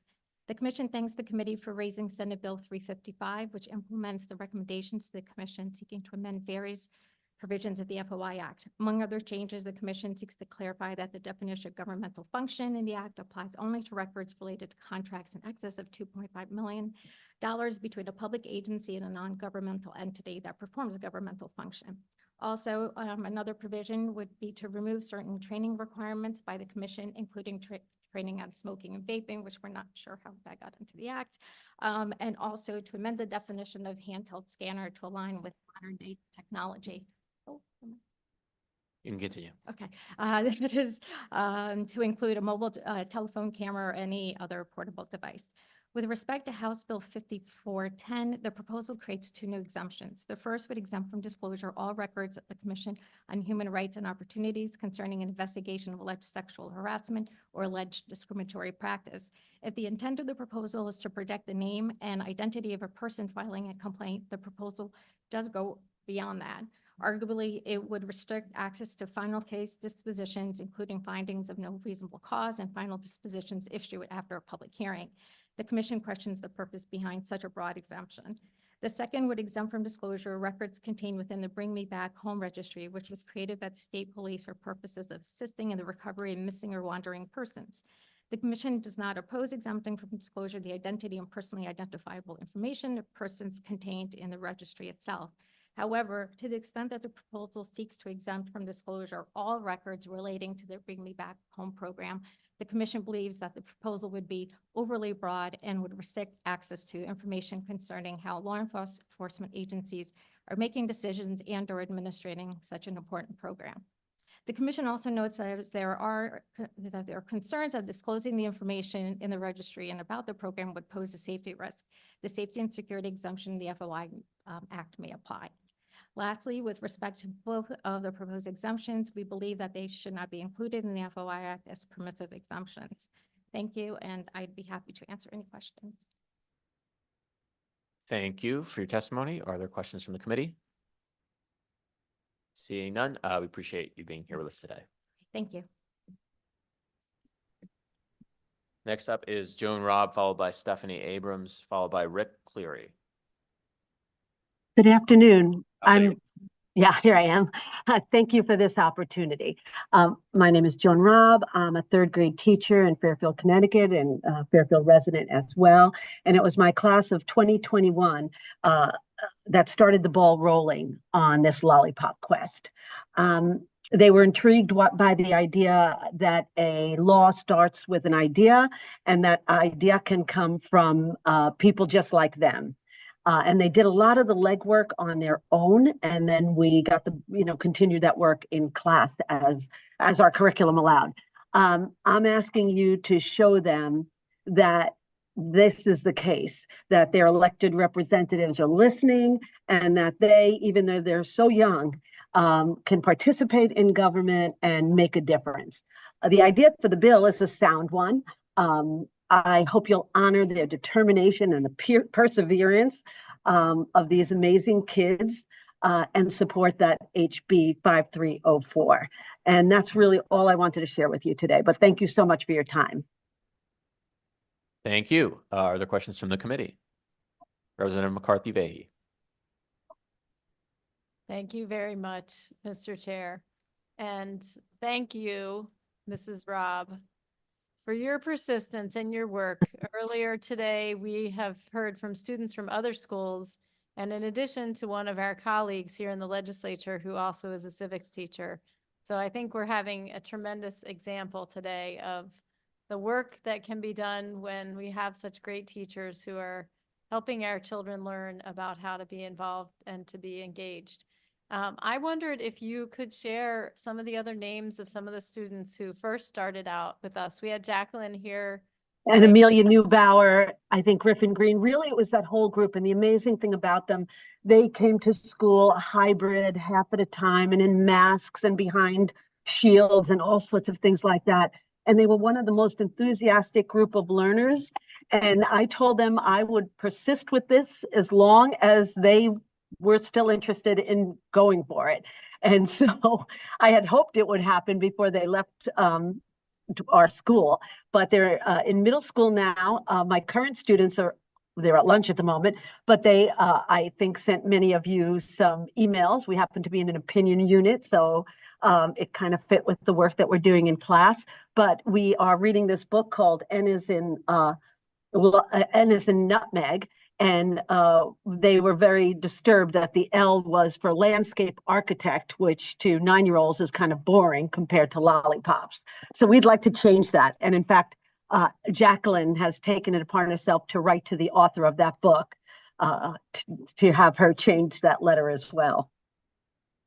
Thank you for that, Mrs. Robb. Thank you for highlighting all the students who have been part of this effort. And I would like to commend you because, as you said, the group of students who have persisted in this effort are no longer your students. They even That's are right. attending another school. So thank you for continuing to give voice to them and to showing us how much our teachers mean to us. So thank you, Mrs. Robb. Thank you, Madam Chair. Thank you. Thank you for your testimony. Are there any further questions? Okay, seeing none. Thank Next, you. thank you. Next, we have Stephanie Abrams and Rick Cleary of the New England Air Museum. Welcome.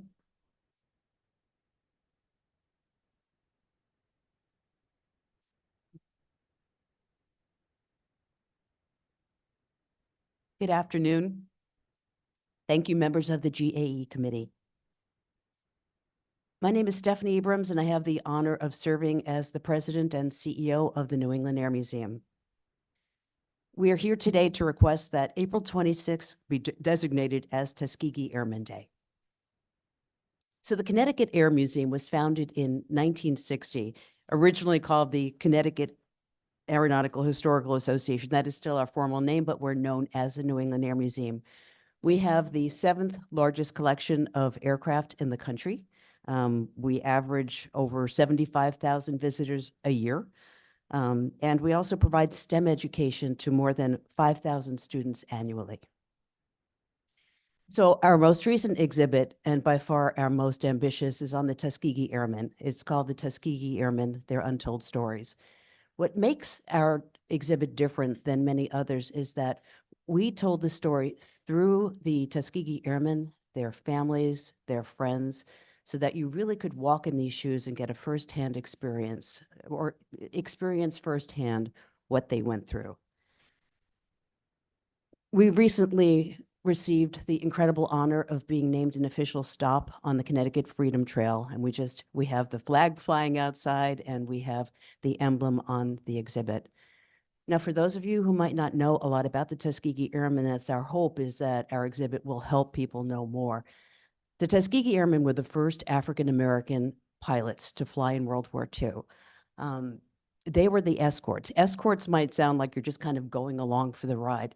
The escorts protected the bombers. So this meant dogfights. It was extremely dangerous. They were assigned many more flights than the white pilots, which greatly increased their risk throughout the war. They shattered barriers throughout their performance of excellence and commitment, regardless of the abject racism and discrimination that they faced. A lot of them, not because of a lack of talent, but were let go because of the color of their skin. They had a fight to get in, and then they still defended their country. One of the gifts that we knew, and actually let me also add that they fought 2 wars. One was alongside our allies fighting the enemy, and the other was against racism and discrimination. One of the unexpected gifts that we received putting this exhibit together was that the airmen, 4 of them, 98, 99, and 2 of them 100, came to the museum 3 times. 2 of them actually won the first, it was called the gunnery competition. It was the first Top Gun competition. This was the best of the best of the best. And the Tuskegee Airmen won the competition. At the end of it, there was silence, and somehow the award that they were supposed to be given couldn't be found and was awarded some 50 years later. One of those airmen, Harry Stewart, we spent a lot of time with them. Uh-oh, am I out of time? You can continue. You can finish Thank the you so story, much. yeah. I'll be quicker. So one of the gifts that we got was getting to know these airmen personally, and Harry shared many stories that were unbelievable. He was from New York, so he had not experienced segregation. He got on the train to go defend his country, and when the train crossed this invisible line that sees color called the Mason-Dixon line, he was pulled off the car and put into the Jim Crow car. Even though he was with white friends, the conductor said they could not go. He said one of the most humiliating moments of his life, because he had a meal ticket, was when he went to get his meals in the car, they actually pulled drapes around him so that people wouldn't have to look at him. As Earl Exum, who was the chair of our steering committee said, Earl liked to say, we stand on the shoulders of giants. That phrase inspired us to, at the end of our exhibit, we have the bust, which we're 3D printing, of the airmen, and above that it says, as the living memory of World War II fades, the legacy of the Tuskegee Airmen remains a call to action. For future generations, the work to achieve and forever guard racial equality continues. Never forget, we stand on the shoulders of giants. Rick? Yes, good afternoon. Rick Cleary, the Vice President of Development at the New England Air Museum. I'm going to pick up on the Tuskegee Airmen. Their valor and determination in the face of adversity broke barriers within the military and laid foundational paths for civil rights advancements, inspiring generations to come. One such incident took place in Freeman Field in Indiana, where a number of Tuskegee pilots decided they wanted to go to the officers' club one evening. Their club, there were two separate clubs on the base. Their club was a shack, so they decided to go to the brand new whites only club. They were stopped at the door and a number of them arrested, almost 100. They had a peaceful demonstration. They were all going to be court-martialed, and in those times, if you were court-martialed, you could be put to death. The public outcry stopped that and subsequently led to President Truman signing law to end segregation in the armed services. Down the road, this was 10 years before Rosa Parks refused her seat and 18 years before Martin Luther King had a dream. Their peaceful demonstration subsequently became mantra for the civil rights movement 20 years later. We have some local heroes who were Tuskegee Airmen, and I'll name two. Lemuel Custis, who was the first Black police officer in Hartford in 1939. In 1941, he abruptly left the department and joined the Army Air Corps and was one of the first 5 graduates of the Tuskegee program. He flew 99 combat missions, came back to Connecticut after the war, served in the state government, and was a member of the New England Board of Directors. Connie Napier, whose daughter and niece, Denise Napier, was one of those at Freeman Field during the Freeman Mutiny. We have a number of others, but I'll just remember those. Why is commemorating Tuskegee Airmen Day so important? Education. It promotes values of courage, resilience, and equality. And it's a strong reminder to stand up against injustice, regardless of how challenging the odds. One thing I just want to add about the Freeman Field Mutiny is they were officers, so they had every right to go to that other officers club. And so this was just another, it was segregation, which was not okay at that time. Sure. The last thing I'll add is you will not learn any of this in school, in history books as you grow up. So coming to our museum, you will learn about it. So we want to thank you, committee members, for raising House Bill 5409, as well as for your past efforts by the committee that align with the New England Air Museum's values. We're open for any questions. Thank you. Thank you. Thank you for your testimony this afternoon. I just have one quick question before I ask other members of the committee if they have questions. How long is your exhibition open until? It's a permanent exhibit. It's a permanent Yes, exhibit. and so there's a lot of video in the exhibit. So there's a main theater and then several other videos, so that the overview, and then there what it was like to be Black in America pre-World War II, what it was like during training, what it was like to fly missions, and what happened to them when they came back. But we shot enough so that we'll constantly be updating the exhibit, and so it'll constantly evolve, but it's a permanent exhibit. That's great. Thank you. Thank you very much for all your work on that. And it's exciting that will be able to be enjoyed by visitors to your museum for years to come. That's Thank you. fantastic. We poured our hearts and souls into this one. Thank you. Clearly, we're all going to benefit from it. Thank you. Are there other questions? Representative Morin-Bello? I don't have a question. I just want to comment that I had the privilege of coming up to the airport and being there when you received your designation. And The exhibit is so moving, and you're right. It's a part of history that many of us don't know. So the educational component of this exhibit is so powerful. And you know, if people haven't been up there to the Air Museum, they really should go, because the work you've done there is amazing. So thank you for all you've done for the community and for the education you're bringing to residents of Connecticut and others. Thank you for that. Thank you, Representative. Are there other questions or comments from members of the committee? I don't believe we have any questions from members online. So thank you again for your time and your testimony today. Thank you so much for having us.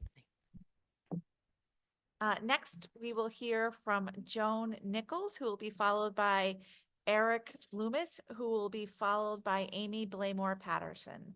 Welcome, Joan. The floor is yours. Good afternoon. Senator Flexer, Representative Blumenthal, Senator Derrick, and Representative Morin-Bello, and members of the Government Administration Elections Committee. My name is Joan Nichols. I'm the Executive Director for Connecticut Farm Bureau Association, and I'm here today to ask your support of Senate Bill 351, an act increasing funding for the Community Investment Account. Connecticut Farm Bureau urges your support of Senate Bill 351, which would increase the recording fee that funds the Community Investment Account by $5. In 2005, with bipartisan support, the legislature passed the Community Investment Act. This forward-thinking legislation provides dedicated funds to support worthwhile community-level investments across 4 sectors: farmland preservation, agriculture, open space conservation, affordable housing, and historic preservation. The CIA, as we commonly refer to it, is funded through a $40 surcharge on recording fees, which are distributed across these 4 sectors. The fee structure was amended in 2009, increasing the fee from $30 to $40, with the additional $10 fee providing support for Connecticut's dairy farmers. The 2009 change to the fee structure was made permanent in 2011. The Community Investment Act has invested over $150 million in 1,500 projects across all sectors and in nearly every community in the state of Connecticut. Apart from the Dairy Support Program, the recording fee that funds the 4 sectors of CIA has not increased since 2005. CIA supports many of the programs that directly benefit farmers through the Connecticut Department of Agriculture. CIA funds staffing for the Farmland Preservation Program, FarmLink, the Connecticut Grown Program, Farm Transition and Viability Grants, the Dairy Support Program, and numerous ag-related councils. The cost to fund these projects in all sectors through the CIA has certainly increased since the enactment of the law in 2005. We urge your support of increasing this fund for the benefit of all the communities in the state of Connecticut that benefit from these invaluable projects. And thank you. I also provided in my testimony a link to a website where you can look at all of the different projects that have been funded through CIA across the state. And I'm happy to answer any questions. Great. Thank you. Thank you for your time and your testimony. Are there questions or comments from members of the committee? Seeing none, thank you again for your testimony. Okay, thank you very much. Next, we will hear from Eric Loomis, who will be followed by Amy Blaymore Patterson, who will be followed by Lori Henson. Eric, welcome. The floor is yours. Thank you. Can you hear me? Yes, we can. Wonderful. My name is Eric Loomis. I am a professor of history at the University of Rhode Island and am an expert in American labor history. I am here to testify in favor of House Bill 217, the resolution for ratifying the proposed amendment to the Constitution of the United States, permitting Congress to regulate child labor. Child labor often feels like an issue these days that is something from the distant past, something from that era in which people died on the job all the time in the early 20th century. The Triangle Fire in 1911, for example, killing 146 workers, most of whom were young Italian and Jewish immigrant girls. However, child labor has roared back in recent years. States such as Iowa, Arkansas, Wisconsin, Nebraska, et cetera, have issued new laws or proposed new laws that would roll back child labor protections. Wisconsin Republicans have recently filed a bill, for example, to lower the age for bartenders to 14. And it should be noted that protecting young girls from sexual harassment from older drunken men seems like something that we probably should take seriously. There has been significant recent expansions of investigations into child labor. In February 2023, Department of Labor inspectors found 102 children working overnight shifts in Arkansas meatpacking plants. And not surprisingly, once again, children are dying on the job. Recently, a 16-year-old boy died in a Michigan sawmill.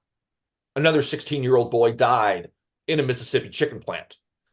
Many of these laborers are immigrants, often from Guatemala, and the combination of a tight labor market, indifference from employers, and too many politicians to the reality of children working, and desperation from immigrants trying to escape violence and poverty has created a perfect storm for the renewal of child labor in this country. But there is something that we can do about that.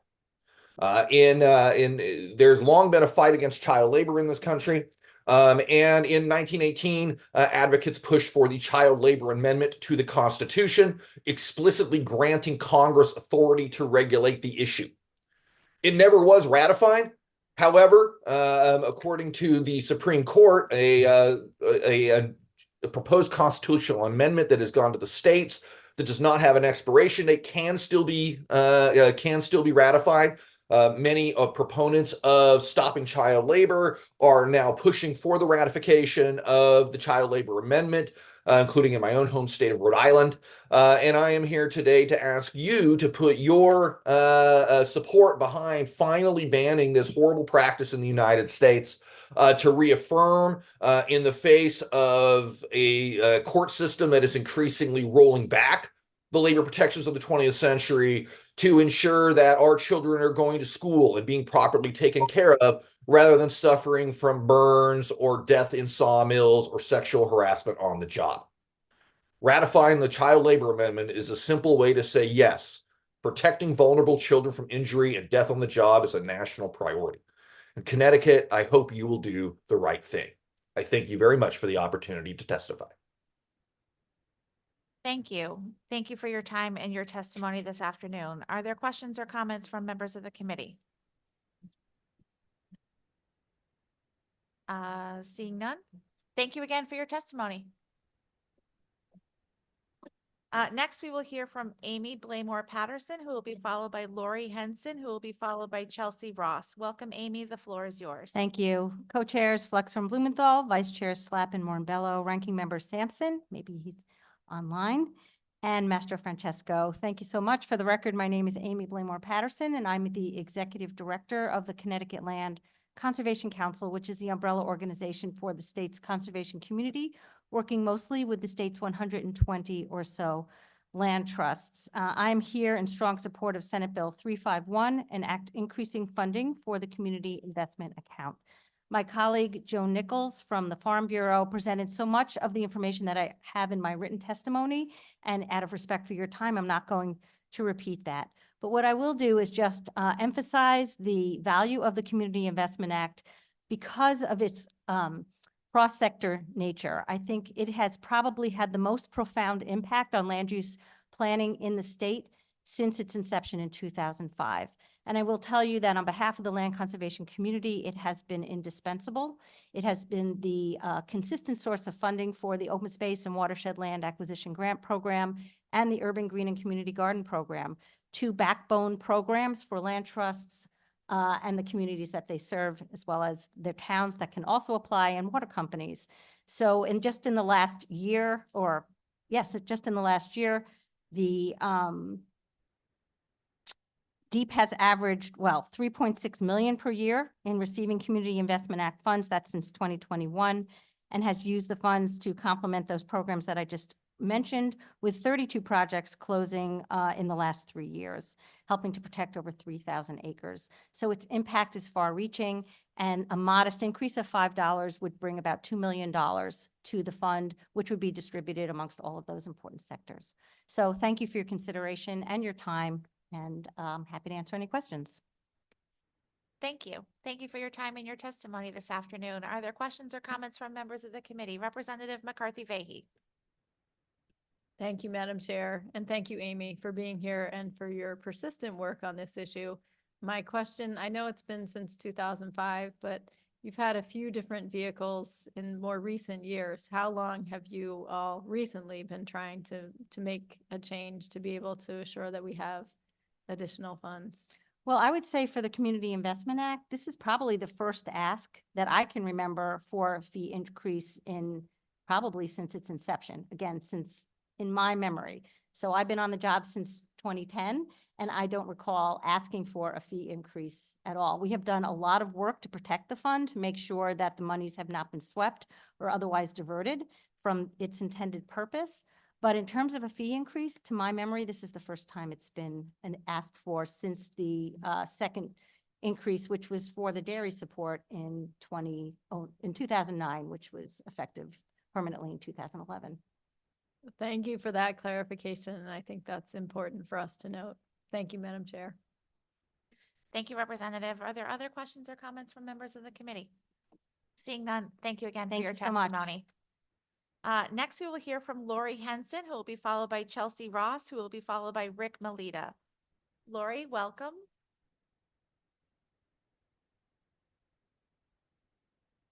And when you're ready, the floor is yours. I want to thank the members of the GAE committee for allowing me to speak today on behalf of Raised Bill 5408. I represent Rebuild Local News, which is a nonprofit national organization, nonpartisan organization, representing more than 3,000 newsrooms across the country. Together, with our member organizations, we advance public policies that counter the collapse of local news. We support policy choices that revitalize community journalism and strengthen democracy. And so I'm here today to speak out in support of Raised Bill 5408, and I urge the committee to do the same. The crisis faced by local news organizations and the communities they serve is well known and ongoing, and a threat to our democracy. It is particularly dire for small and medium-sized communities, some of which are now news deserts, without a source of local news coverage altogether. Connecticut has not been spared from the ill effects of this crisis. We've learned what happens when communities lack local journalism by studying the effects of the closure of more than 2,000 newspapers since 2004, losses that continue at a pace of 2.5 newspaper closures on average per week. Voting rates decline, municipal borrowing costs can go up, government waste increases. Citizens tend to feel less connected to their communities when a local news source closes. Polarization goes up. Even news organizations that have weathered this unprecedented crisis are doing so with fewer journalists. Newspapers that have lost at least 57% of newsroom employees since 2004, even as community populations grow, leaving fewer journalists stretched too thin. Stretching newsrooms to the breaking point is especially common at hedge fund-owned newspapers, which now control about 50% of daily newspaper circulation in the United States. Connecticut knows firsthand how such companies strip their newsrooms for parts.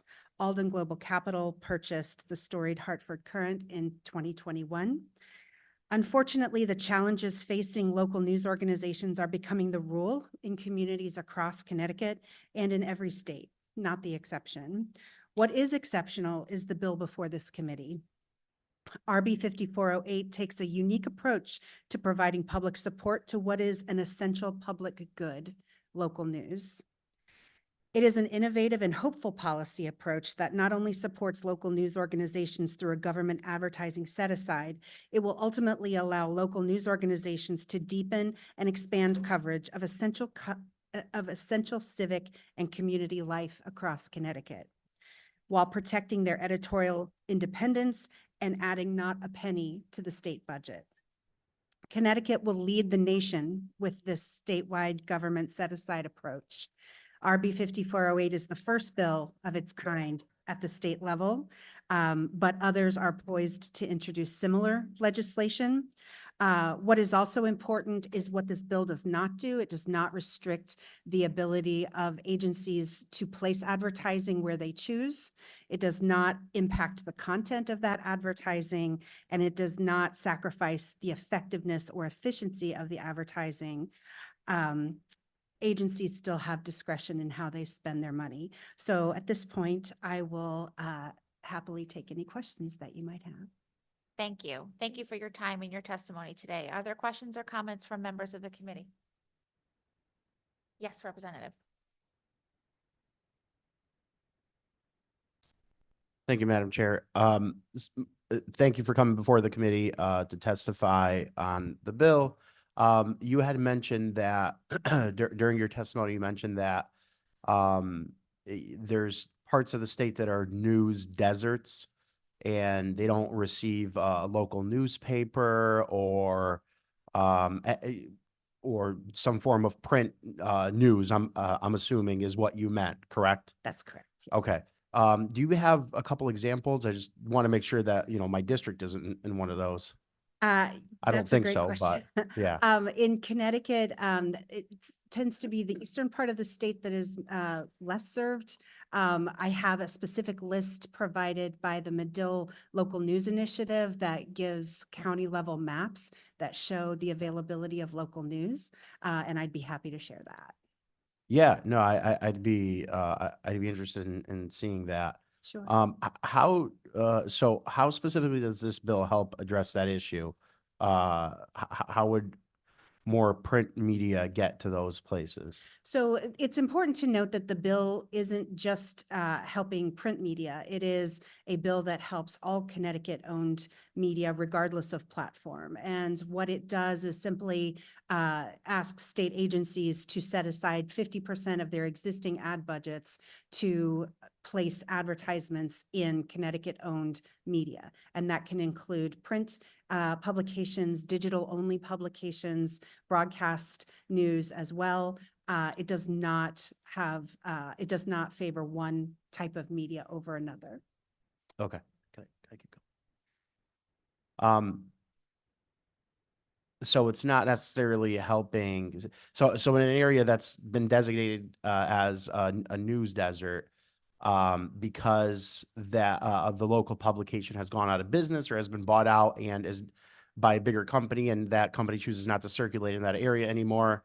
It's not necessarily going to, bring a newspaper back to that area. It's just going to potentially help with revenue. It's going to help newspapers or other media outlets with revenue and making sure that they don't end up like that hypothetical example ended up, correct? That's exactly right. And it also has a goal of ultimately helping news organizations expand their coverage so that those communities could receive coverage that they've lost. Okay, and last question. How do you know what is a Connecticut based or currently Connecticut owned media company? Because from my understanding, I thought that, my local, or a regional newspaper was owned by a company in Connecticut, but it's actually owned by another company, which is owned by another company that's based not in Connecticut. Would those types of situations still be considered Connecticut companies, or do the headquarters of that particular publication actually have to be geographically in the state of Connecticut? The bill provision says that the primary area of operation needs to be Connecticut ownership. However, it's important that the bill also creates a collaborative relationship between a third party independent organization, in particular in New York City, in San Francisco, in Chicago. These tend to be civic and educational institutions that create a directory that have specific criteria. So so it is not on the state to make that determination. It's on an independent third party. Thank you. You're welcome. Any other questions? Yes, Representative Blumenthal. Thank you so much, Madam Chair, and thank you for being with us today and sharing your insight and your testimony. I had a couple brief questions. One is that it strikes me that if there's decreased local news in a particular area, particularly a state capital, one might expect there to be increased self-dealing and public corruption in that location. And I was wondering if you could provide any insight on what's been observed in recent history on that point. Yes, thank you for pointing that out. So what we know is that in communities without effective local news, even things like bond ratings can decline because there is no one providing accountability and a watchdog function for local government. We've seen a case, there was an instance in a small town in California where a reporter was able to uncover a corrupt nonprofit that was providing a salary well above and beyond typical for its director, and simply correcting that move by a nonprofit more than paid the reporter's salary for the year. So these are instances where journalists are actively earning their salaries by uncovering abuses of public money and public power. So in communities without that, we also see misinformation flood those communities where there isn't a trusted local outlet. And local news tends to reduce partisanship and polarization as well. People who disagree about national politics can still come together around the need for a new school or the need to fix up a public park, right? So these are publications that build community connectedness. And they serve a special role in communities that national news simply doesn't. I appreciate that. It's certainly very concerning for the the national news environment that local journalism organizations are having so much trouble. And I agree with you. I think they're not only accountability organizations, but connection organizations, and they play that role of connecting people to each other and feeling a sense of trust and connection to their government as well. I also wanted to ask you to expand a bit on the subject you mentioned earlier, which is the increasing ownership of local outlets by hedge funds or other large investment entities. What have you observed with that across the country, and what effects and trends have been taking place? Sure. So Alden Global Capital is the sort of primary newspaper owner that is a hedge fund that has made a habit in its business practices of simply stripping their news organizations for parts. They slash the newsroom staff, they slash budgets, and the communities that are the homes to those publications suffer as a result. We've seen this all over the country, and we also see major newspaper chains making similar kinds of moves simply to compete in this business environment. So it is a direct detrimental impact on local communities when large out-of-state owners treat their news organizations as simply profit-making machines. We know that local news has a higher purpose than that, and this bill would reiterate that and support that mission. Thanks. And a follow-up on that, you mentioned that they, quote, strip them for parts. Yeah. What do you mean by that? What have you observed in particular? So the business methods of these large hedge funds is simply not mission driven in the way that local news ownership is mission driven. Their only language is profit. And so whatever they have to do, for example, we have lost 57% of our newsroom staffs nationwide since 2004. The list of cuts, it comes out almost weekly at this point, from major news organizations all the way down to very small community papers, to the point where some communities owned by these organizations are now considered ghost newspapers, which means that they still exist, they still publish, but there's no actual original local content in them. And so that is what we're seeing, and it's a trend that is deeply troubling to people who care about democracy and the role of journalism in democracy. Well, I appreciate very much your answers and your being with us before the committee today.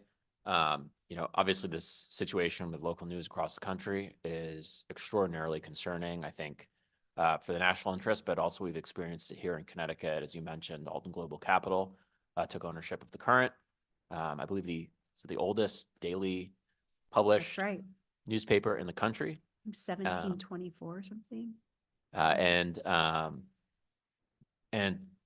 essentially sold its real estate and is still in the process, I think, of steadily reducing its newsroom, which has and continues to contain many excellent reporters who are doing a tremendous job, and they should have more support in doing it. And I think it's just, almost criminal what's being done, especially by some of these large investors, to essentially trade on people's trust in their local newspaper while, as you said, stripping them for parts.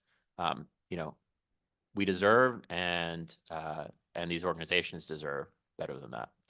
I appreciate that point and your questions. And I want to also point out that Connecticut news organizations have also been incredibly innovative in combating these market forces. They have done fantastic things with online publications and other innovations. So they're doing their part. And as much as the policy approach can help support them, that is what we hope will happen. Well, thank you very much for your testimony. Thanks Thank you, so Madam much Chair. for your time. All right, it looks like I'm back in charge. Been handed the con. Next up, we have Chelsea Ross, followed by Rick Melita, followed by Gregory Schreimer. Thank you, Chairperson Blumenthal, Chairperson Flexer, and esteemed members of the committee. I appreciate the chance to speak in support of SB 351, an act increasing funding for the community investment account. We submitted some written testimony as well. My name is Chelsea Ross. I'm the executive director at the Partnership for Strong Communities. We're a statewide nonprofit committed to ensuring that every Connecticut resident has a safe, affordable home in a community of their choice. SB 351 proposes a modest increase, as you've heard, in the recording fee received by the Community Investment Act, or CIA, from $40 to $45. I join many others here today to voice my support. You heard from Joan and Amy just a little while ago on some of the background of the CIA funding, so I'll skip over that. This adjustment would boost funding available for crucial affordable housing and homelessness services, which is what I'm here to talk to you about today.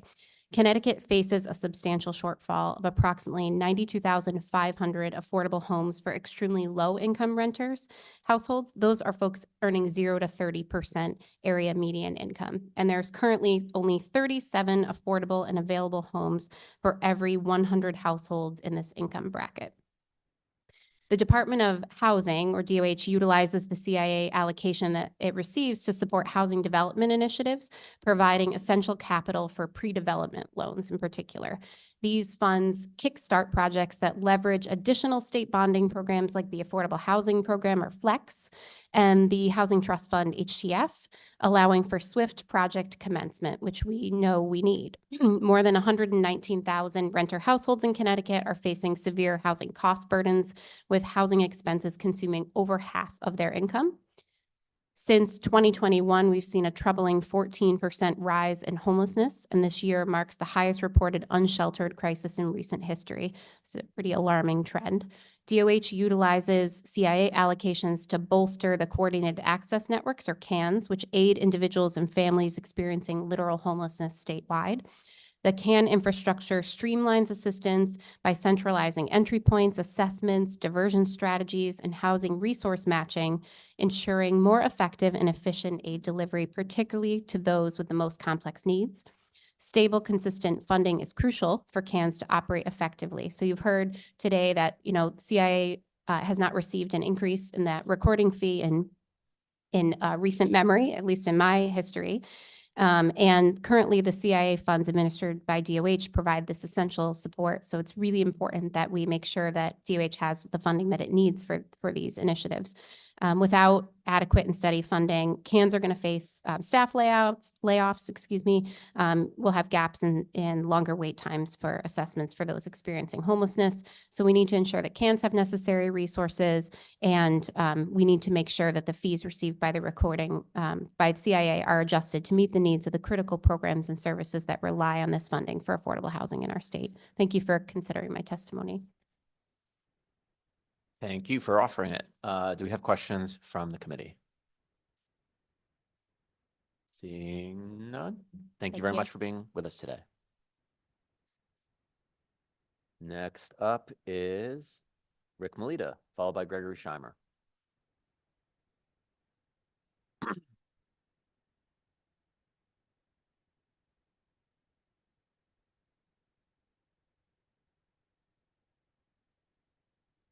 Good afternoon. My name is Rick Melita, and I'm here today to support House Resolution 217, a resolution ratifying the proposed amendment to the Constitution of the United States permitting Congress to regulate child labor. In the last Gilded Age, poor children, often swarthy, foreign-born, or first-generation Americans, were sent to work in fields, factories, sweatshops in order to survive. Wealthy capitalists relied on them as a cheap, docile, and replaceable resource. Muckrakers chronicled the misery those unfortunate children suffered, and regulating child labor became one of the goals of the progressive movement. But efforts to regulate child labor were stymied by an anti-worker Supreme Court. 100 years later, we're now in a new Gilded Age, where the new robber barons seek to roll back all types of worker rights, including child labor laws. In a number of states, and I think Representative McCarthy-V asked, why are we talking about this now? Because in a number of states, proposals pushed by a Florida-based lobbying group funded by ultra-conservative billionaires' dark money and with close ties to the right-wing State Policy Network and the anti-worker American Legislative Exchange Council, a one-stop shop for bad ideas. It's proposed in at least a half dozen states measures that would allow children as young as 14 to work up to 6 hours a day, allow 18-year-olds to work in construction, allow 16 and 17-year-olds to work as the same hours as an adult, and as Professor Loomis mentioned earlier, allowed 16-year-olds or even younger to serve alcohol as part of their jobs. With the loosening of child labor standards, as one would expect, comes a rise in child labor abuse. Underage workers are being killed or injured on the job. And just as it was 100 years ago, it's poor children, often swarthy, foreign-born, who are the ones that end up in these dangerous workplaces. Reports chronicle 12-year-old girls in Alabama who work overnight stamping auto parts. A 12-year-old in Florida who came to this country and the next day was put to work roofing houses. A 13-year-old boy working 72 hours a week on an egg farm. And there are jobs working for household brands like Cheerios, Cheetos, and Ford. Once again, they provide a cheap, docile, exploitable, and replaceable resource. I suppose one could turn a blind eye to their suffering if you don't care about brown children, or if you only care about more affordable Cheetos and boosting quarterly profits. What does this have to do with Connecticut? In 1925, Connecticut was run by right-wing political bosses and wealthy industrialists, and it was one of the states that blocked the passage of the constitutional amendment regulating child labor abuse, failing 33-1 in the Senate and 231-7 in the House. There's a lot more reps back then, I guess. We can atone for that act of avarice and apathy by reconsidering this constitutional amendment. Just as it's important to retire Confederate flags celebrating treason from state capitol, to dismantle statues erected during Jim Crow honoring racists, or striking the names of Klansmen from military bases, our state should right this century-old wrong. Adopting the amendment 100 years later would push back on the narrative of the last few decades that greed is good, that profits matter more than people, even if those people are adolescents. I urge you to pass this resolution, and thank you for taking the time to consider it. Thank you very much, Mr. Melita. Are there questions from the committee? Representative Hawks.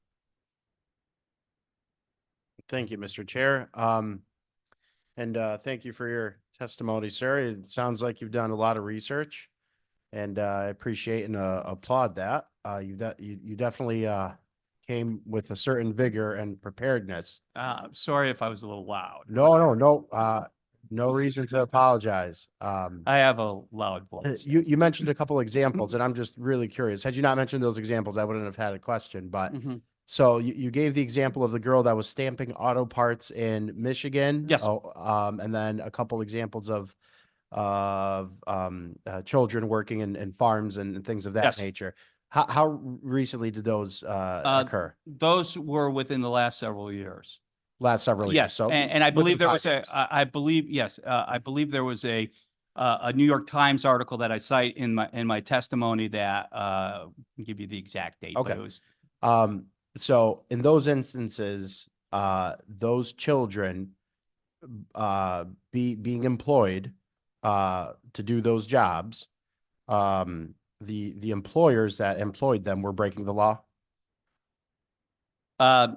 Yes.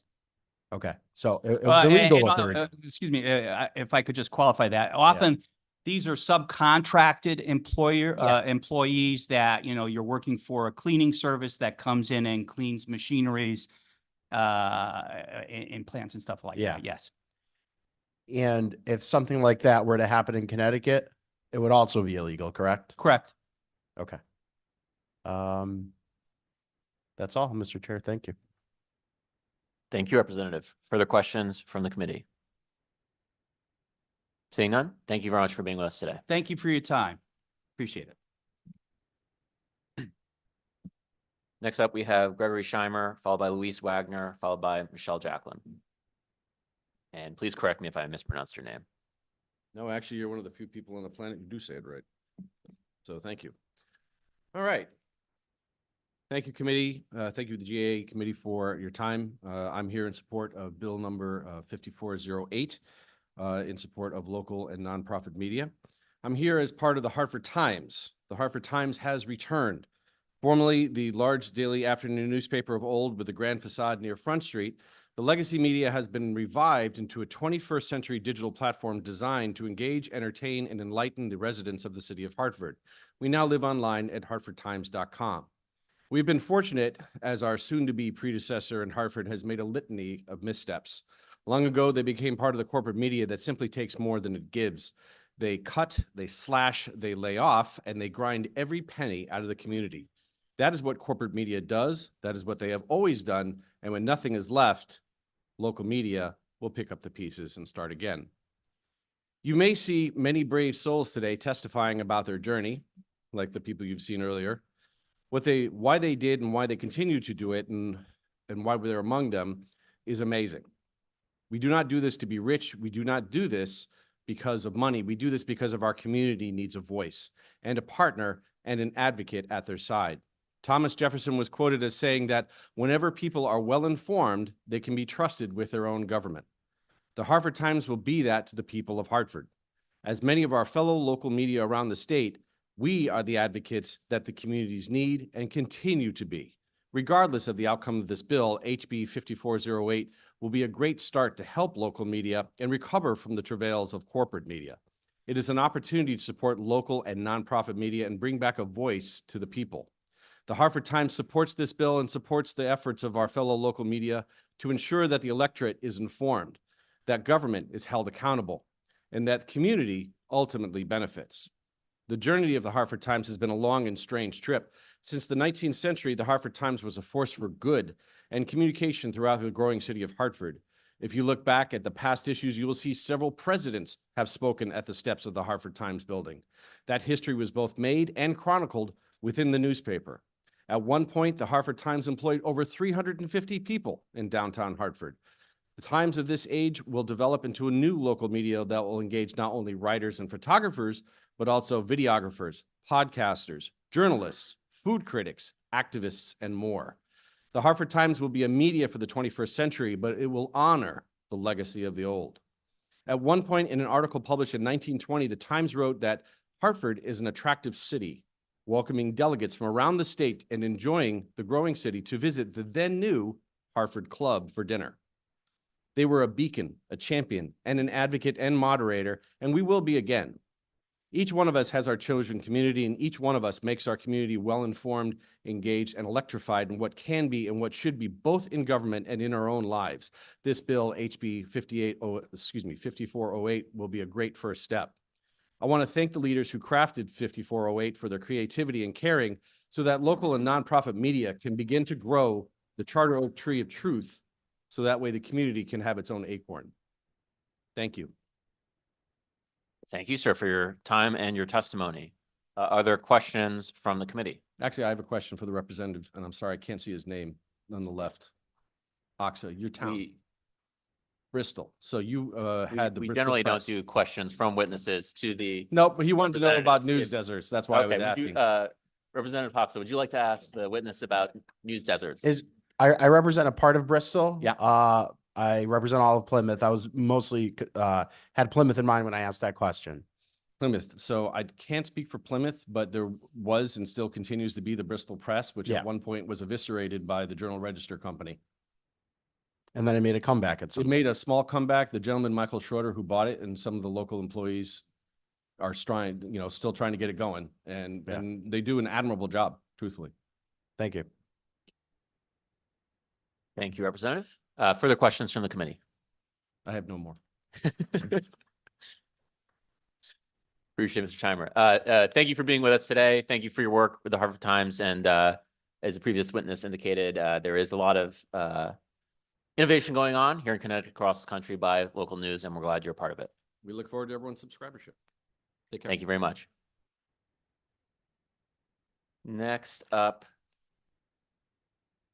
let's see who's next. Is Luis Wagner with us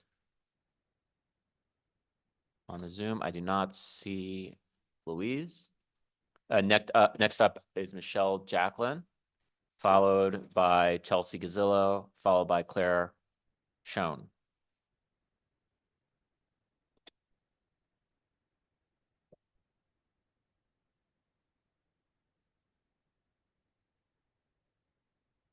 Good afternoon, Senator Flexer, Representative Blumenthal, Ranking Member Sampson, and Mastro Francesco, and honorable members of the GAE Committee.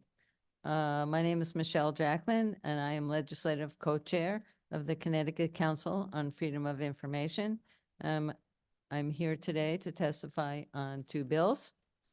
CCFOI supports SB 355 in its entirety. It's a bill that is virtually identical to one approved by this committee in 2022 and 2023, but which was not taken up by the House or the Senate. Much of the bill clarifies statutory language that is confusing and/or ambiguous, including the definition of governmental function.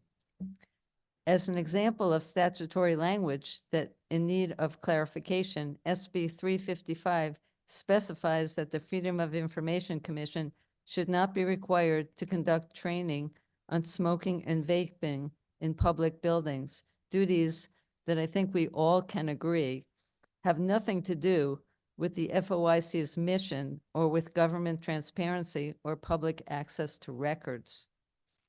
Most notably, the bill would drag Connecticut into the 21st century by acknowledging technology that has existed for many years. It would broaden the definition of handheld devices to include mobile phones and allow the public to use such phones to take photographs of public documents. And I want to emphasize the bill does not change the existing fee structure. CCFOI opposes HB 5410 on the grounds that it is so broad that even final decisions by the State Commission on Human Rights and Opportunities could be withheld from public disclosure. With respect to records compiled during the course of an investigation by CHRO, that information is already exempted in other statutes. Thus, this particular language is redundant and unnecessary. Similarly, if there is a concern that revealing information in the Bring Me Back Home registry could imperil an individual's safety and security, there is a statutory exemption in the FOI Act that addresses that concern. The FOI Act allows public agencies to shield records, quote, when there are reasonable grounds to believe disclosure may result in a safety risk, including the risk of harm to any person, end quote. Thus, creating this new exemption is the equivalent of statutory overkill. Lastly, CCFOI does not object to withholding personally identifiable information in the Bring Me Back Home registry. But again, as it is written, the language is overly broad and would limit access to key information regarding the decision-making processes of the state police as well as the administration of a vitally important program. Thank you. And if I may, with your discretion, if I could parenthetically just comment on HB 5408 as an individual, not as a representative of CCFOI. Sure. Well, Just as your time has elapsed, but I'll ask you, do you have any testimony in your individual capacity on House Bill 5408? I don't, but I was an employee of the Hartford Courant, as you may know, for 28 years. And so I was just going to say that I wholeheartedly endorse 5408 because what has happened to the Hartford Courant, which you are correct, sir, is the oldest continuously published newspaper in the country. What has happened to it, it has been eviscerated by Alden Capital, a venture capital firm. At one point, the Hartford Courant employed approximately 450 editorial people. It is now down to approximately 35. It does not fulfill, it does no longer fulfill its journalistic mission. And again, as somebody who devoted 28 years of her life to the Hartford Courant, it is simply heartbreaking. And I believe 5408 would provide more robust coverage in almost every area of the state. And thank you for allowing me to just comment on that. And I appreciate that. So thank you. Well, thank you. We appreciate your testimony on both bills. Is there further question from the committee? Let me just check the Zoom. I do not see any, but thank you again for your service to our state, both as a reporter and in your current role. Thank you.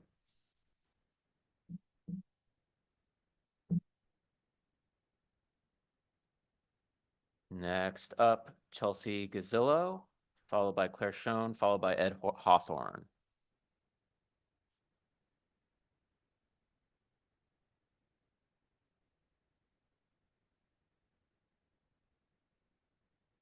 Good afternoon, co-chairs Flexer and Representative Blumenthal and esteemed members of the Government Administrations and Elections Committee. My name is Chelsea Gazillo, and I'm the New England Policy Manager for American Farmland Trust. In Connecticut, I direct the Working Lands Alliance, a broad-based statewide coalition dedicated to preserving Connecticut's farmland. The Connecticut Working Lands Alliance appreciates the opportunity to testify in support of SB 351, an act increasing funding for the Community Investment Act. And we also submitted written testimony as well. CIA funding ensures that our working lands and agricultural producers remain in business and continue to provide healthy local agricultural products for all of Connecticut residents. While bond funding is usually used to protect agricultural lands, CIA has been effective in making the process to protect farmland faster and more efficient. Like my colleague Amy mentioned, a reliable source of funding for farmland protection. The CIA is something that farmland preservation advocates across the region look to because it is such a reliable source. The Working Lands Connecticut agricultural producers maintain, support agricultural viability, promote climate change resiliency, adaptation, and mitigation, and help create the beautiful rural farm landscape that makes Connecticut special. Since the inception of CIA funds 19 years ago, it has done many things for agriculture, and I'm just going to specifically focus on what it's done for farmland protection efforts. So it's protected 378 farms, which is compared to the 12-year period prior to CIA's inception, where the Connecticut Department of Agriculture was only able to protect 61 farms. Massachusetts administers a similar fund to pay for conservation, farmland protection, affordable housing, and historic preservation. In 2019, the state of Massachusetts passed legislation to increase the percent of every real estate transaction that goes towards what's called the Community Preservation Act. And they did this because they recognized the cost to administer projects had increased over time. So to conclude, we hope you will join Massachusetts and increase the amount of Community Investment Act funding. Thank you. Thank you. Are there questions from the committee? Let's check the Zoom. My apologies. Seeing none, thank you very much for your testimony and for being Thank with us you. today. Next up is Claire Schoen, followed by Ed Hawthorne, followed by Doug Hardy.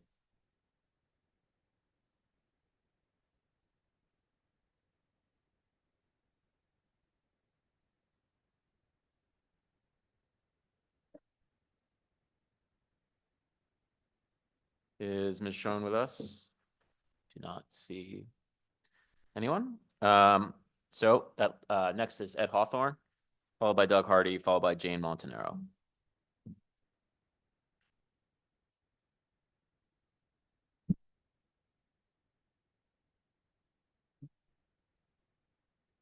Good afternoon, Senator Flexer, Representative Blumenthal, esteemed members of the Government Administration Elections Committee, and of course, our state rep. I'm joined by my daughter, Emma, who came with me here today to testify on this. My name is Ed Hawthorne. I'm proud to represent approximately 250,000 working people here in the state of Connecticut as the president of the Connecticut AFL-CIO. It is on their behalf. I thank you for raising HJ 217, ratifying the proposed amendment to the Constitution of the United States, permitting Congress to regulate child labor. The Connecticut AFL-CIO stands in full support of this resolution. A well-intentioned person may ask why we consider this resolution. They could be forgiven to believing that child labor exploitation was a stain on our nation's past, long ago backed in the factories, railroads, sweatshops that contributed to our industrialized economy. But our country's unfortunate history of child labor is more complex and much closer to present day than you may realize. There's a long tradition of it in the country. Up until the early 20th century, you were looking at kids in mines, canneries, quarries, factories, mills, and farms, and various street trades. Federal law restricting child labor practices were struck down by the U.S. Supreme Court in 1918 and 1922, ruling that Congress had no authority to regulate products made by children. In response to the Supreme Court's actions, an amendment to the U.S. Constitution banning child labor was passed in the U.S. Senate on June 2nd, 1924, and was sent to the states for ratification. In 1925, as you heard earlier, our state voted it down. It was not until 1938 that Congress passed the Fair Labor Standards Act to regulate child labor. But old habits die hard, and state and federal law need more right now, and that's why we're bringing this to you today. Post-World War II, it was drawn back. It's all in my written testimony. Today, it's starting to change again. A coordinated multi-industry employer push used to expand cheap labor and weaken state labor laws is sweeping state houses across the country. Data released by the U.S. Department of Labor in October shows that child labor violations soared in 2022 and 2023 fiscal year, rising to the highest level in nearly 2 decades. Almost 6,000 minors were found to be working in violation of child labor laws, an 88% increase since 2019. And unfortunately, 16 states have introduced legislation rolling back various child labor law protections since 2022. And I'm sad in the report, Connecticut is not immune to this. Last year, the General Assembly enacted Public Act 23-183, allowing 15-year-olds to work as youth camp staff members or lifeguards. It also required the Labor Commissioner to establish a pilot program allowing amusement parks to employ 15-year-olds. It may seem like these are benign changes, but wholesale change has also begun around the edges. Absent a constitutional amendment, child labor exploitation continues to be a problem in today's workforce. Employers prioritize profits by seeking to employ those most vulnerable and unprotected: children, immigrant workers, ensuring that issues of child labor law, immigration, human trafficking remain intertwined. To date, 28 states have successfully ratified the proposed U.S. constitutional amendment to prohibit child labor. 10 more states need to ratify. And I was speaking to my counterpart, the president of the AFL-CIO in Maryland. They're actually considering this very same bill today. So we're not the only state doing it. There's no expiration to it, and that's why delegates to the AFL-CIO convention have urged us to bring this for you, and I'd be happy to answer any questions that you all may have. Thank you very much for your testimony. I guess before I go to any others on the committee, I would just ask, and there's no pressure on this, if your daughter has any testimony to offer today. No, but we did read Mother Jones on the way to Oyster Bay last night and this morning. So I was trying to prep her, but she's getting a little nervous.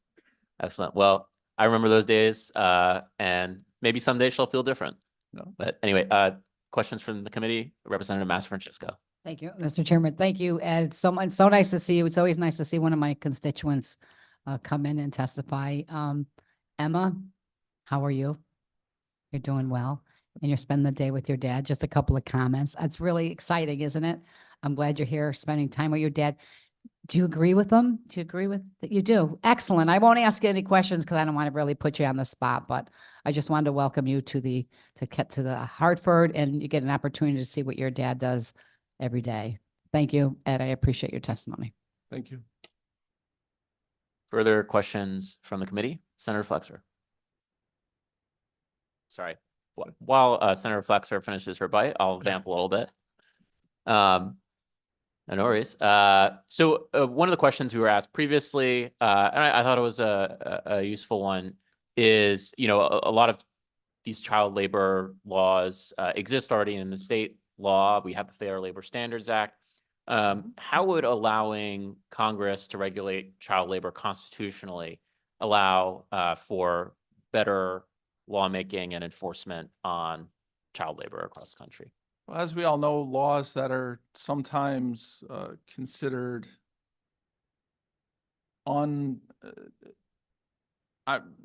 basically laws that have long been considered settled law have been overturned. Look at Roe v. Wade. I thought that would never be overturned. And now look where we are. This is the same thing. The Supreme Court could come out and say, once again, just like they did in 1918 and 1922, and say that we have no authority to do that, or the United States Congress has no authority to do that. A constitutional amendment will prevent such a thing from happening. So I would much rather be out ahead of this, seeing what's going on in other states and the rise in the child labor violations. 6,000 kids were found working. And I can tell you, at USDOL, they do not have the workforce to go out there and actually be proactively looking for these kids that are being exploited, that are being put in dangerous situations instead of being in school, instead of going to those summer camps. Instead, now we're asking them to work at them. So ratifying this sends a strong signal to state houses throughout the country. The 10 that are left, hopefully Maryland and us could make it come down to 8. But it sends a strong message that kids belong in school, kids belong out on the playground playing, and they shouldn't be working alongside their parents trying to put food on the table. Well, thank you very much. It looks like Senator Flexer is ready. Thank you, Representative. Thank you for your graciousness and also your mental telepathy, because he basically asked you one of the questions that I wanted to ask you. No, that's excellent. And I wonder if you could, thank you for your testimony this afternoon, and welcome, Emma. Glad you're here. Hope that maybe you have fun today, and maybe one day you'll either want to sit in your dad's seat or one of our seats. That would be very exciting, maybe sooner rather than later. I just wanted to ask if you could speak a little bit more to, you know, the example of 6,000 that you gave, the examples that a few of the previous people who've testified in support of this today have given, you know, how, if this constitutional amendment had in fact been fully ratified, how that would have made a difference in those instances, and what's the path moving forward? You mentioned Maryland is considering this a very similar proposal today. What's the prospect of getting those 10 additional states and having full ratification of this amendment to our U.S. Constitution? Well, let change start with me, right? So let change start with Connecticut. let's show the other states that, I mean, I imagine a lot of states, and I was shocked to find out that Connecticut did not adopt this constitutional amendment. I'm sure there's many other states out there that are just like us. I know Maryland's one of them. I was talking to my Donna Edwards, who's the president of the Connecticut AFL-CIO down in Maryland this morning. She goes, hey, we're testifying on the same bill today. I said, which one? And it was this one. So let's get, as these start getting rolled back in other states, let the states that haven't ratified it yet look at us for guidance on what to do. And if this was enacted, way back in the 1920s, there wouldn't have been that period in which child labor was still exploited. Like I said, we were reading this morning On Our Way to Oyster Bay by Mother Jones. And, it was a struggle back then. I don't want to ever see that struggle happen again. And a constitutional amendment will prevent that from ever happening again.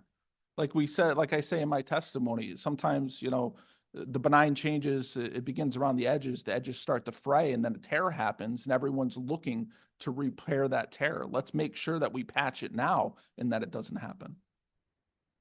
Thank you. I appreciate that response. Do you know what the other, I guess it would be 8 states are? I don't have that offhand, but I can get that to you. Okay, but the Definitely. goal is to get to 38. We're at 28. And are there any that have passed it recently, or were those original 28 all in the 1920s? I'm unaware of anyone that had it passed recently, and I think we can start a good trend here. Okay, great. Thank you. Thank you very much. Thank you, Mr. Chair. Thank you, Madam Chair. Are there further questions from the committee? Seeing none, I'll just say thank you very much for being with us here today, Ed. And I want to express my appreciation not only for your testimony, but your work every day on behalf of the workers of Connecticut. And Emma, thank you for your indulgence of your dad and coming here today to provide us an exhibit of why we should not be having child labor. I hope you're proud of your dad and his work. I know he's very proud of you. So thank you both. No better way to celebrate International Women's Day, right? Exactly. Have a good one.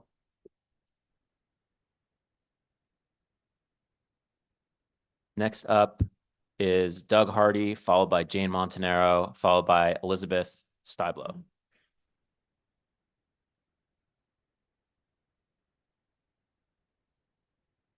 Good afternoon.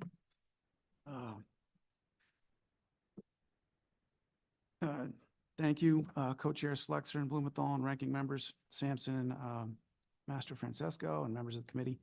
Appreciate your time. My name is Doug Hardy, and I am a partner and co-owner of CT News Junkie. I've met some of you. You've all spoken to our reporters at some moment or other. I've come here to support House Bill 5408, much needed support for local journalism. I've been in the industry for 36 years. Wasn't really prepared. I did the math today, 36 years. And stints at newspapers before my current role here as a partner at CT News Junkie. And I've had the honor and privilege to help cover the stuff that goes on in this building. This is our community. You are our local community. And, essentially, our site is a little bit of a miracle based on the economics of the news industry. We've been around since 2005. We predate social media. We predated email marketing. And I can tell you that the business model is a mess right now. And, we've had to reinvent ourselves numerous times. We're not unique. There are hundreds of hyperlocals and niche sites like ours around the country that we used to use the buzzword of sustainability. Everybody's reaching for sustainability, but really it's been subsistence. The industry has been floating along, particularly the digital sector, has been floating along at a subsistence level. And, that's basically the reason why I wanted to come out and support this bill. We've seen 2 huge factors that have been identified here today, and I'm not going to read you my testimony here, and there's plenty of good information in it, but based on the conversation, I wanted to talk a little bit about the acquisition cycle. And that was the first problem. Newspapers and media were cash cows for a long time. And then private equity and hedge funds got involved. And what they would do is they would look for little triplets of publications, and they would buy them up. And so they have 3 printing presses, 3 newsrooms, 3 of everything. And they sell off 2. Usually it's the printing presses that go first, and they print everything from one location. It's about efficiency, but it's really about eliminating salaries and turning those salaries into profits and removing those jobs. So, you know, then it comes to the newsroom. There was and newspapers are pretty fat back then in the 80s. And, you know, not for nothing, the Current had 400 jobs. They have 30 now, roughly 30. So, you know, they take the layout staff, they lay them off. They pick the 2 fastest layout people, and they have them do the job of 3 newspapers worth of layout desks. And it goes on and on. And once they get to the point where they think, oh, that's all the money we can get out of these, they sell it to another hedge fund. And they come in and they get even more creative, creatively destructive. So that's what we're up against. And then the other thing is we've sort of graduated into a thing called the content industry. And, you know, as you know, all the devices in the room are inundated with distracting, entertaining little shiny objects and a tiny trickle of news, if you can find it. So this bill, it probably won't solve this big problem, but what it will do in the interim, in the hope that the atmosphere changes, the industry gets a leg up on the deluge of nonsense content at some point.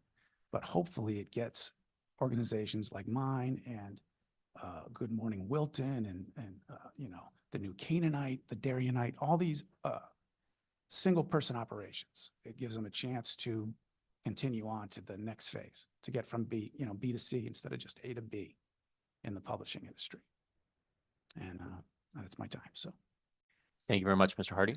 Are there questions from the committee? Yep. Senator Slott? Thank you, Mr. Chair. Thank you for your testimony. You know, we know that the news industry has been hemorrhaging advertising dollars and journalists for a long time. And there's been a lot of proposals for how government can help. At the same time, you know, independence is critical, right, for the news media from government. Is you are supposed to, one of your key jobs is to hold us accountable, right? Right. So can you just touch on the bill specifically and how, I take it that you think that the bill still maintains a healthy level of independence, you know, between government and the people who are supposed to be holding us accountable, the Fourth Estate? Thank you. it's a fair question. Newspapers started out with one person, you know, a lot of them did. And that person would do everything, and they would sell the ads, and they would try to maintain a level of, you know, separation for the coverage. And you know, ideally, we were probably successful because of my, you know, I had a partner, and she handled the news side and I handled the business side, and that's perfect. But even with one person, hyperlocals, but in particular, people that cover a town, they have to do it all. And so you can compartmentalize. And advertising in particular is it's designed to, they're buying audience. They're buying access to the readers. The readers have always been the product for news. And so, you know, theoretically, when somebody buys an ad, if the state is buying an ad, they're buying access to the readers, and in a sense that, you know, bypasses the coverage. But the language in the bill suggests that there needs to be, you know, we need to maintain editorial independence. So if for some reason, you know, the department that is advertising is unhappy with coverage, you know, there's other papers, there's other publications they can go to as well, you know. So we need to be watchdog just as much as any government agency needs to be watchdog. And we tend to, it probably isn't done enough, but the industry should be policing itself. There are good actors, there are bad actors. Thank you very much, Senator. Further questions from the committee? Seeing none, thank you very much for being with us today. Next up is Jane Montanaro, followed by Elizabeth Stiblo, followed by Ruth Espinoza.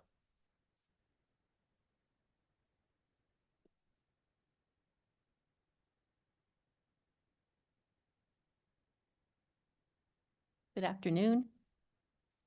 Good afternoon, co-chairs Flexer and Blumenthal, Vice Chair Slapp and Moore Bello, Ranking Member Sampson, Matro Francesco, and members of the Government Administration Elections Committee. I'm Jane Montanaro. I am Executive Director at Preservation Connecticut, and I'm here to testify in support of Senate Bill number 351, an act increasing funding for the Community Investment Account. Preservation Connecticut is the statewide nonprofit historic preservation organization, originally named the Connecticut Trust for Historic Preservation, and was established by a special act of the Connecticut General Assembly in 1975. Preservation Connecticut protects, preserves, and promotes the buildings, sites, and landscapes that contribute to the heritage and vitality of Connecticut communities. And for nearly 50 years, we have successfully championed the protection of remarkable community assets all over the state by leveraging funding, advocating, forming partnerships, and promoting stewardship. We are proud to be part of the coalition that works together to protect and grow the Community Investment Act, or the CIA. Signed into law in 2005 by Governor Jody Rell, the CIA collects a $40 real estate recording for a dedicated fund that helps conserve open space, protect farmland, preserve historic properties, and supplement affordable housing programs. The program has been an extraordinary success. To date, the CIA has reinvested over $152 million in 1,500 projects in every community across the state. There's a list of these projects on the Community Investment Act website that I've embedded the link in my testimony that I submitted. Since its inception, the CIA has made timely and much-needed investments in projects that enhance community character, the quality of life, while strengthening our state and local economy with responsible planning, job creation, leveraging millions of dollars in private matching funds, and consequent investment and spending. The CIA provides direct investment in historic preservation through grant programs administered by the State Historic Preservation Office. Almost $26 million has been awarded in matching grants for bricks and mortar projects and pre-development planning, leveraging $52 million of investment in communities. Approximately $1.5 million a year in smaller grants to nonprofits and municipalities is awarded for activities including planning for rehabilitation, inventories, state and national register nominations. A large statewide project was awarded to Preservation Connecticut, which saw $1 million invested in a survey and regrants program for historic industrial mill complexes, documenting more than 1,400 properties and launching the ConnecticutMills.org website, a tool widely used by developers, municipal leaders, and citizens for thoughtful planning and investment. This modest request for the CIA is long overdue, and we hope that you will consider our request. And thank you for allowing me to testify today. Thank you. Are there questions from the committee? Seeing none, thank you very much for your testimony and being here today. Thank you. Next up is Elizabeth Stiblo. Hopefully I pronounced your name correctly. If not, please correct me. And I see you're on Zoom. Yes, and you pronounced it correctly. Senator Flexer, Representative Blumenthal, members of the Government Administration and Elections Committee. Thank you for this opportunity to testify on HB 5409, an act designating various days and weeks. My name is Elizabeth Stiblo, and I work in Middletown for the Epilepsy Foundation of Connecticut. I am testifying today in support of Senator Lesser's request to amend HB 5409 to designate November as Epilepsy Awareness Month. Unfortunately, one of the biggest challenges the epilepsy population faces is the stigma of living with seizures. Within the general population, there is a severe misunderstanding of what epilepsy is, how extremely common the condition is, and the mental capabilities of people living with epilepsy. At the Epilepsy Foundation of Connecticut, We often hear from people facing workplace discrimination as a direct result of epilepsy stigma. Many children living with epilepsy are bullied at school because of their condition. Adults can struggle to date and form social relationships. The stigma causes many people to hide their epilepsy, and because no one is talking about epilepsy, the stigma remains. People hide their condition, and the cycle continues. The only way to dispel the myths and misconceptions around epilepsy is for more people to learn about epilepsy and seizures. Declaring November as Epilepsy Awareness Month would be a significant way to increase awareness and knowledge of the condition in Connecticut. Thank you for listening to my testimony, and if you have any questions, I would be happy to answer them. Thank you very much for your testimony. Are there questions from the committee? Seeing none, thank you very much for being with us today, your testimony and your work on behalf of the community with epilepsy. Next up, we have Ruth Espinoza, followed by Benjamin Wilcox, followed by Sherry Quickmeyer. See Ms. Espinoza is on Zoom, and you may begin whenever you're ready. Good afternoon.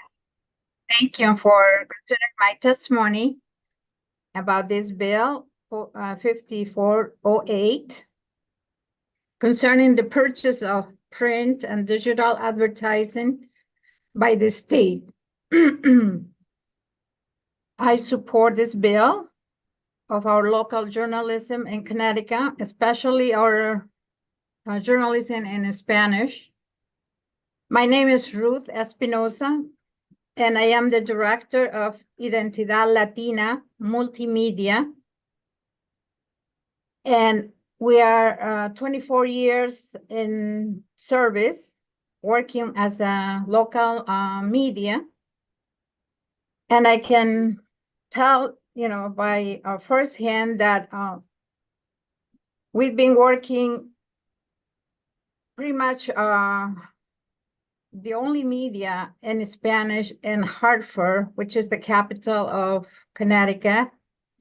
We have few more in different other towns like New Haven and Danbury, but definitely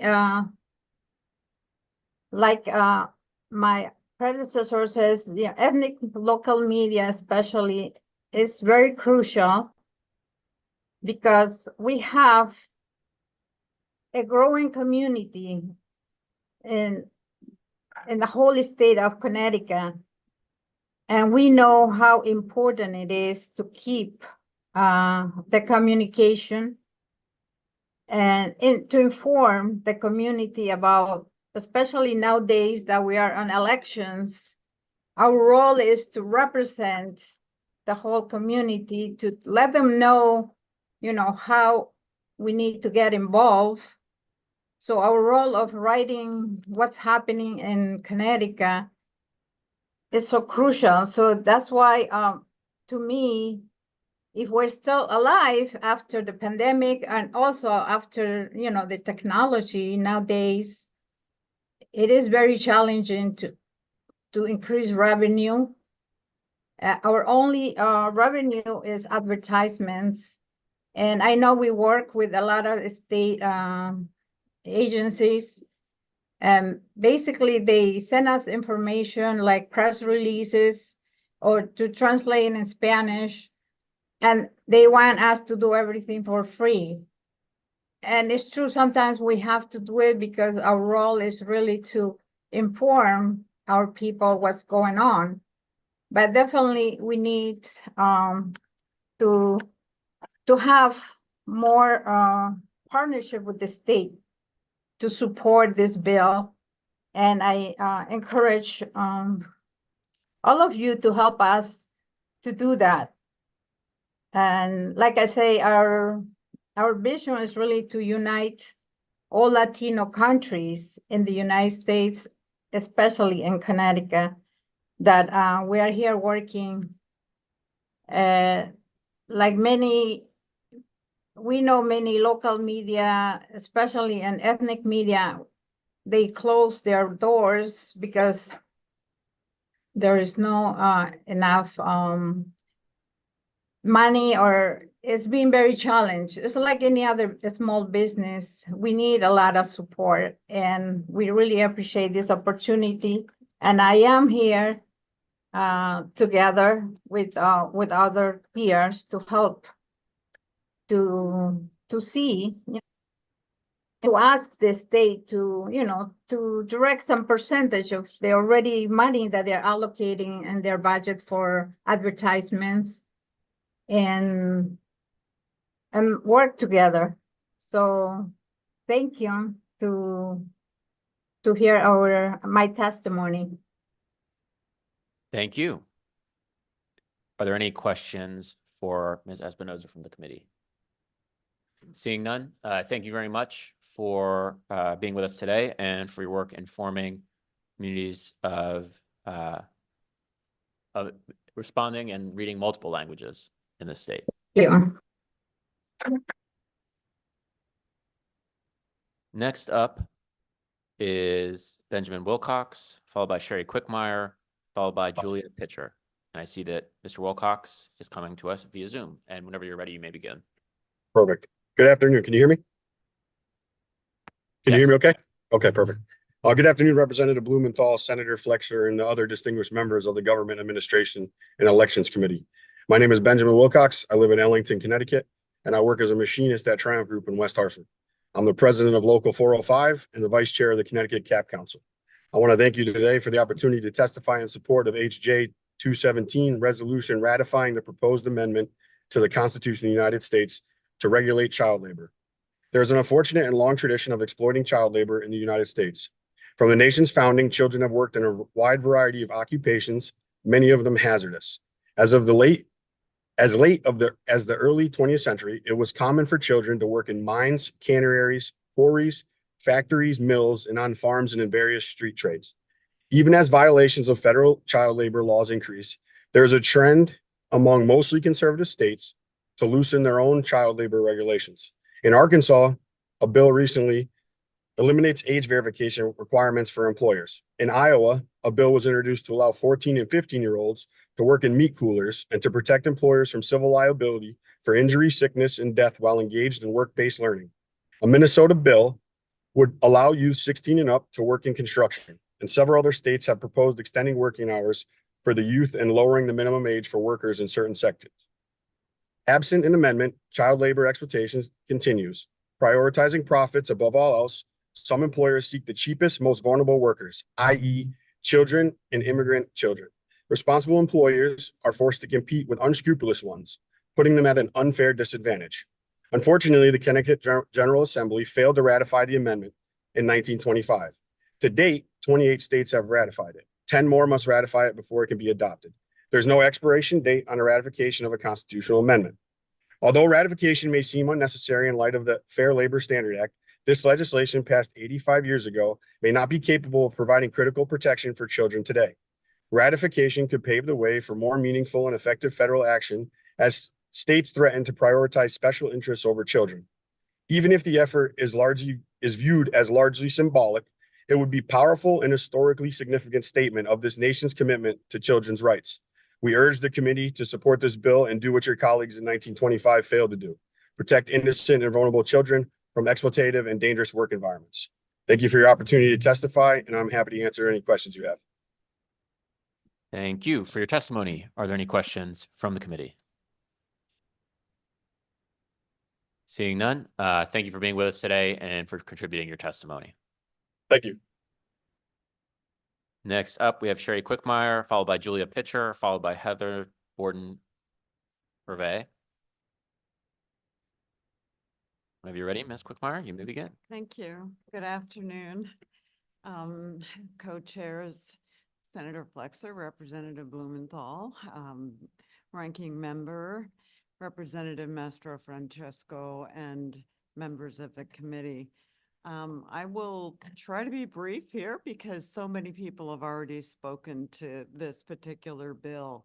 But I will tell you that I'm the executive director of Common Cause in Connecticut, and I'm actually also testifying on behalf of my board chair, Bilal Siku, who had an emergency and couldn't be here today. So what I will say is that Common Cause is really guided by the belief that there's no democracy without a free, open, and accessible internet for everyone and protection of diverse media ownership and a free and independent press. So during last session, House Bill 6347 was introduced, and this is the reintroduction of that bill this year. And we're very much strong support of this bill and urge you to support a favorable report. Clearly, the architects of our nation's founding documents understood the importance and public purpose of the press and explicitly protected it in the U.S. Constitution. What the framers understood is that there's no democracy without a free and independent press for everyone. And the media today, print, radio, television, and the internet play an extremely important role in American society. It helps protect American democracy in many ways, but perhaps the most important protections are making government transparent and in holding government officials accountable. That means that that the public needs non-government sources of information they can trust. Beginning in the 1990s, as we've heard from a number of people, most recently Doug Hardy, who spoke, many newspapers began to lose their profitability. And since then, the newspaper business has been in severe decline. Many newspapers either folded or switched to an internet-only delivery system to survive. And this is basically making government less transparent and leaving many Americans uninformed. School boards, city councils and boards and commissions, these meetings are all going uncovered. Overstretched reporters working to meet deadlines have little time to do deep investigative journalism. Newspapers have become thin and publish irregularly. I think Michelle Jacklin spoke strongly to this point. Her long history of being a journalist with the Hartford Courant gives her that particular perspective. And we've heard giant corporations or hedge funds are stepping in and purchasing an increasing number of struggling newspapers. I think Doug said that very, very compellingly. We're hoping this will, we will be clear about understanding that when local media disappears, democracy suffers. There's nothing more important to a democracy than an engaged and knowledgeable citizenry. The press provides citizens with the information they need to make informed decisions. Connecticut residents need local media that can report on issues of importance to the public. And a well-funded and independent press can provide the kind of press that our democracy needs and depends on. So we urge you to submit a favorable report on Raise Bill, 5408. We think that all Connecticut communities will benefit. And I would just like to add, on completely unrelated to this, that we very much support Resolution 218. And I think the testimony by Rick Melita, Stacy Zimmerman, the professor from Rhode Island, who I somehow missed his name, and Ed Hawthorne made a very compelling points about how Connecticut really needs to take affirmative action on this, and we urge the committee to ratify this amendment on child labor. Thank you very much. Thank you. Are there questions from the committee? Seeing none, thanks very much for being with us today and for contributing your testimony. It's good to see you. Thank you. Next up, we have Julia Pitcher, followed by Heather Borden-Hervé, followed by Leslie Blateau. Good afternoon, Mr. Chairman and Madam Chairman and members of the committee. My name is Julia Pitcher, and I'm coming to you today from the Michael J. Fox Foundation, where I am Director of State Government Relations. And we're here today to support Raise Bill, House Bill 5409, the designation of various days, and echoing Secretary of State Thomas's support for this as well for World Parkinson's Day on April 11th. as it is the second largest growing neurodegenerative disease after Alzheimer's. There are currently approximately 1 million people living with Parkinson's in the US and around 10 million across the globe. The disease costs the US government around $58 billion per year, of which half of that is shouldered by the states. We estimate that this cost is going to increase to about $80 billion by within the next decade, or around 2037. Medications for Parkinson's patients range anywhere between $2,500 and $7,000 a year, and surgeries such as deep brain stimulation can cost upwards of over $50,000 for patients. Currently, we estimate that there's about 18,000 people living in the state of Connecticut living with Parkinson's, and that the cost to the state for Parkinson's is approximately $650 million. The Michael J. Fox Foundation has a single urgent goal to eliminate Parkinson's within our lifetime. And with that, we have been the world's largest funder for Parkinson's research around the globe, with nearly $1 billion invested around the globe and $310 million invested in Connecticut. Currently, we also have one of our international studies headquartered in Connecticut, which is one of the reasons I'm here today, to urge you to support Parkinson's policies, and that government is an important piece of the pie when it comes to partnerships and accelerating innovation, cures, and treatments for people living with Parkinson's. As I've mentioned, it's a progressive neurodegenerative disease, and there is currently no cure. All of the medications and therapies that we currently have on the market and in the pipeline treat just the symptoms. However, we have had a recent breakthrough through this study that is headquartered in Connecticut, which is through the Institute for Neurodegenerative Diseases in New Haven. That is the worldwide coordinator for the Parkinson's Progression Markers Initiative, otherwise known as PPMI.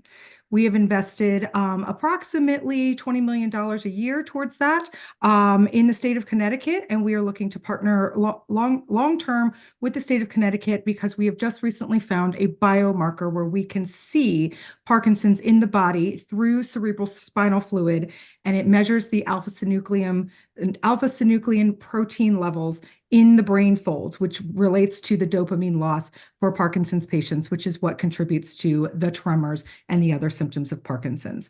So with that, I will yield the rest of my time. I know that it has been a long day. Thank you all for hanging in there, and we will urge a favorable report on House Bill 5409. If you need anything on the local level, we are also working with Mike Dugan and his team at Capital Consulting, who are always available for any resources, and we hope that you pass this bill and also support future Parkinson's funding initiatives in your state. Thank you so much for having me. Thank you very much for your testimony. Are there any questions from the committee? Seeing none, thank you very much for being with us today and for your testimony on this bill. Next up, we have Heather Borden-Hervé. I'm sorry if I got that wrong, and please correct me if I did. Followed by Leslie Blateau. Heather, you have the floor whenever you're ready. Thank you very much. And you pronounced it perfectly, so thank you. Hello, and thank you, Senator Flexer and Representative Blumenthal and the honorable members of the committee for allowing me to testify today. My name is Heather Borden-Hervé, and I am the founder, editor, and publisher of Good Morning Wilton, a hyperlocal news website about Wilton. I'm here today to testify in support of raised bill, House Bill 5408, an act concerning the purchase of print and digital advertising by the state. As I said in my introduction, Good Morning Wilton is a hyperlocal news website about just Wilton. We're a daily publication that publishes 4 to 5 new articles about Wilton every day. You might think that a town like Wilton, with a population just under 19,000 people, doesn't need a daily news outlet. Is there that much going on here? True, we're close enough to Norwalk and Stamford and the large out-of-state, corporately owned legacy newspapers that cover regions around those cities. And yes, those newspapers occasionally include 2 to 3 stories about Wilton each week in their daily newspaper. They also share news from their sister publications in Houston and California and elsewhere. Interesting stories, but not news that serves what our residents want or need to know. And how do I know that? Because Good Morning Wilton is the only news outlet covering Wilton with reporters who live here in Wilton. Our children attend school here, we pay taxes here, and care about the things our neighbors here do. So we know Wilton very well. In just the last week, we devoted 3 days to covering a security breach at our high school, covering the police and school response and school safety. We got answers from school and law enforcement officers to questions that concerned residents had. We knew the backstory, and we were able to give nuanced, detailed reporting that our residents appreciated and which allowed them to better engage with town and school officials. The big corporate newspaper that covers Wilton ran the police department's press release. We also published 3 other stories about last week's school board meeting, one about a proposed school schedule change that changes how much time the 3rd through 5th graders will learn math and STEM and language arts, another about the town and school budget deliberations happening right now, and a third about a burst pipe in a school that caused expensive damage. That means expenditures and repairs, all critical things for residents to know related to their taxes, town operations, daily lives. Our legacy competitor published nothing. Just a few other stories we ran: how Wilton is reducing food waste, how residents can enter a local photography competition, coverage of town deliberations about a proposed multifamily housing development in town, timely because it impacts our mill rate, our town growth, and our taxes. We recognized a beloved teacher who's retiring after 20 years in Wilton, who's touched the lives of thousands of students and families. And we ran an investigative special report on a dispute between town leaders and the local volunteer ambulance corps that will have lasting repercussions on the town. On those stories, our legacy competitor published nothing. As you all know, the news media plays a vital role in democracy. We're the eyes and ears for voters and citizens, keeping them engaged and helping protect their rights, keeping them informed about their elected officials and governing agencies. Think about what my town residents would have learned last week if Good Morning Wilton wasn't around. Town officials and residents have told us about our direct impact on increasing voter turnout. They know more and vote more because Good Morning Wilton keeps them informed. One more example: at the last municipal election, we cover the returns and the results live at the voting precincts. Our legacy competitor didn't report on results until days later. They didn't even have a reporter there. So how have I been able to keep Good Morning Wilton running for 10 years, given that I have a very small publishing area? While almost 5,000 people from Wilton and surrounding towns subscribe to Good Morning Wilton's daily newsletter, and approximately the same amount visit the site every day to read our news, I don't charge for subscriptions, nor will I ever implement a paywall for articles. It's vital for democracy that everyone have unfettered access to news. I do rely on local advertising. The majority of that. I'm sorry to interrupt. Your time has elapsed. So if you could just summarize the remainder of your testimony, I imagine there may be some questions as well. Sure. It just means that the community has become even more dependent on Good Morning Wilton to get news and share their news. Every day I receive dozens of requests from local organizations, sports teams, theater groups, the Wilton Library, to get their news out to Wilton. That impacts memberships, their fundraising, their ability to remain beneficial to the community. Considering that state advertising is funded by taxpayer dollars, it's in the best interest of those same taxpayers to ensure their dollars are being used to benefit local communities and locally owned businesses, not out-of-state interests and media conglomerates. I appreciate your time, and I ask that you support this resolution as a first step in keeping our publications alive and protecting the citizens of the states of Connecticut. Thank you for your time, and I'd be happy to answer any questions. Thank you for your testimony. Are there questions from the committee? Senator Flexer. Thank you, Mr. Chair, and thank you very much for your testimony this afternoon. As you were testifying, I looked on your website, and if you don't mind indulging me, I think you were about to, when your time elapsed, you were about to tell us perhaps the resources it takes and how you get the resources to run Good Morning Wilton. Mm-hmm. I mean, technically, I'm the only full-time employee for Good Morning Wilton. I started this, I do just about everything: advertising, editing, sometimes reporting. I have been able to, with the support of the local community. I don't think I told you exactly what the membership is, but basically I ask the community if they value what we do at Good Morning Wilton to contribute. No other benefit that they get other than supporting local news and what we do in the community. And over 600 people support it with $60 a year or more because they rely on what we do. That helps me pay for freelance reporters. That helps me with the infrastructure I need to run a website. there's so much that goes on behind the scenes. Any kind of additional help would just help me be able to have more reporters, cover more town meetings, cover more things that are going on that the community relies on. Thank you. And you said that your website publishes 3 to 4 original stories a day as part of your coverage? Mm-hmm. Okay. And in reviewing your website, I have to say, I wish some of my own local media outlets would adopt your policies in terms of commentary and not allowing your website to be a place where people get to deliver mean-spirited comments and cut down their neighbors. Those are direct quotes from your website. And I think that's pretty admirable. I appreciate your coming today and advocating for this legislation. It's interesting to learn about your website and its independent original origins. And Wilton is a different community in a lot of ways than the communities I represent in Northeastern Connecticut, but it would be encouraging to see someone follow your lead and do something similar in other parts of the state. I mean, someday I would like to be able to expand what we do. I mean, every community, I feel, absolutely depends on reporters and press that know what that community needs, that knows what that community has to learn so that they can continue to engage, to connect with one another, to connect with their representatives, their local government. And it's absolutely vital. I've been in this business now for 30 plus years. And to me, the role of journalism is one of the most vital things that we need to protect. I agree. Thank you. Thank you again for your time and your testimony. Thank you, Mr. Chair. Thank you. Thank you, Senator. Further questions from the committee? Seeing none, I'll just make a brief comment myself with the committee's indulgence. I wanted to thank you for your testimony. In some ways, I think it was an ideal summing up of a lot of what we heard today, and it was really helpful to hear a lot of the specific articles and topics that you've been covering.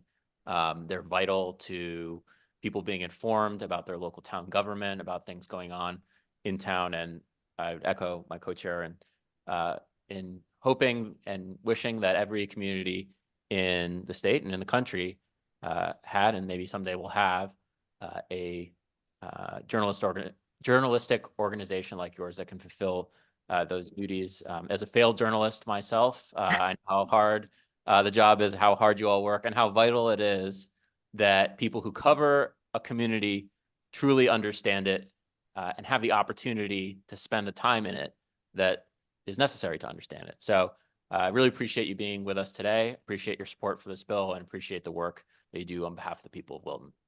Thank you all for considering it.